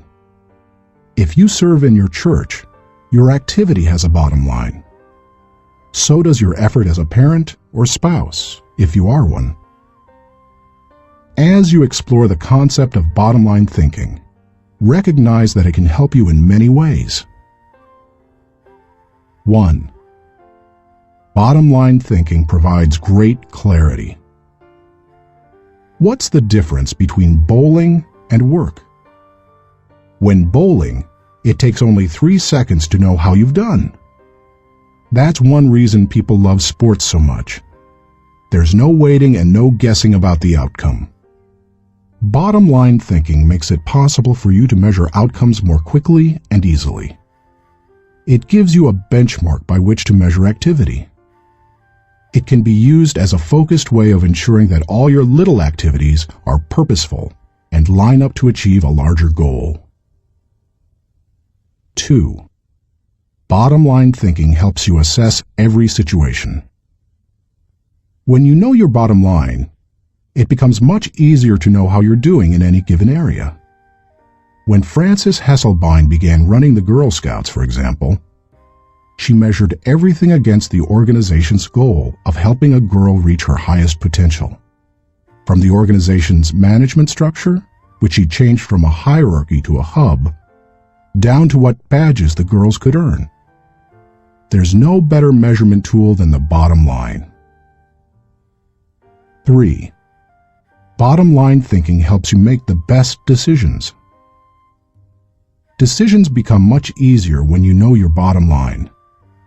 When the Girl Scouts were struggling in the 1970s, outside organizations tried to convince its members to become women's rights activists or door-to-door canvassers. But under Hesselbein, it became easy for the Girl Scouts to say no. It knew its bottom line, and it wanted to pursue its goals with focus and fervency. 4. Bottom line thinking generates high morale.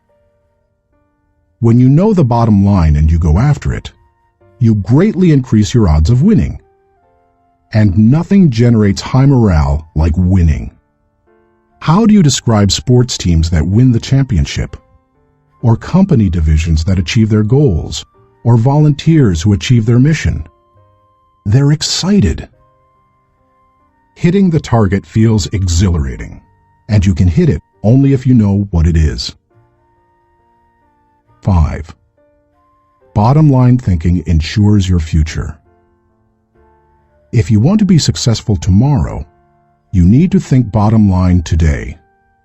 That's what Frances Hesselbein did, and she turned the Girl Scouts around. Look at any successful, lasting company, and you'll find leaders who know their bottom line. They make their decisions, allocate their resources, hire their people, and structure their organization to achieve that bottom line. How to enjoy the return of bottom line thinking.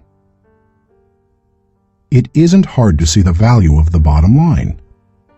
Most people would agree that bottom line thinking has a high return.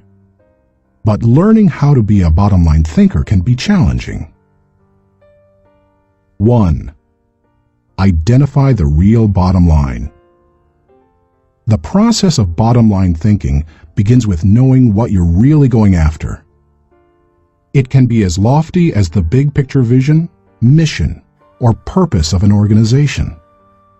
Or it can be as focused as what you want to accomplish on a particular project. What's important is that you be as specific as possible. If your goal is for something as vague as success, you will have a painfully difficult time trying to harness bottom line thinking to achieve it. The first step is to set aside your wants. Get to the results you're really looking for, the true essence of the goal. Set aside any emotions that may cloud your judgment and remove any politics that may influence your perception. What are you really trying to achieve? When you strip away all the things that don't really matter, what are you compelled to achieve? What must occur? What is acceptable? That is the real bottom line. 2. Make the bottom line the point. Have you ever been in a conversation with someone whose intentions seemed other than stated? Sometimes the situation reflects intentional deception, but it can also occur when the person doesn't know his own bottom line. The same thing happens in companies. Sometimes, for example, an idealistically stated mission and the real bottom line don't jibe. Purpose and profits compete. Earlier, I quoted George W. Merck, who stated, "We try never to forget that medicine is for the people. It is not for the profits. The profits follow, and if we have remembered that, they have never failed to appear." He probably made that statement to remind those in his organization that profits serve purpose. They don't compete with it. If making a profit were the real bottom line, and helping people merely provided the means for achieving it, then the company would suffer. Its attention would be divided, and it would neither help people as well as it could, nor make as much profit as it desired. 3. Create a strategic plan to achieve the bottom line. Bottom line thinking achieves results.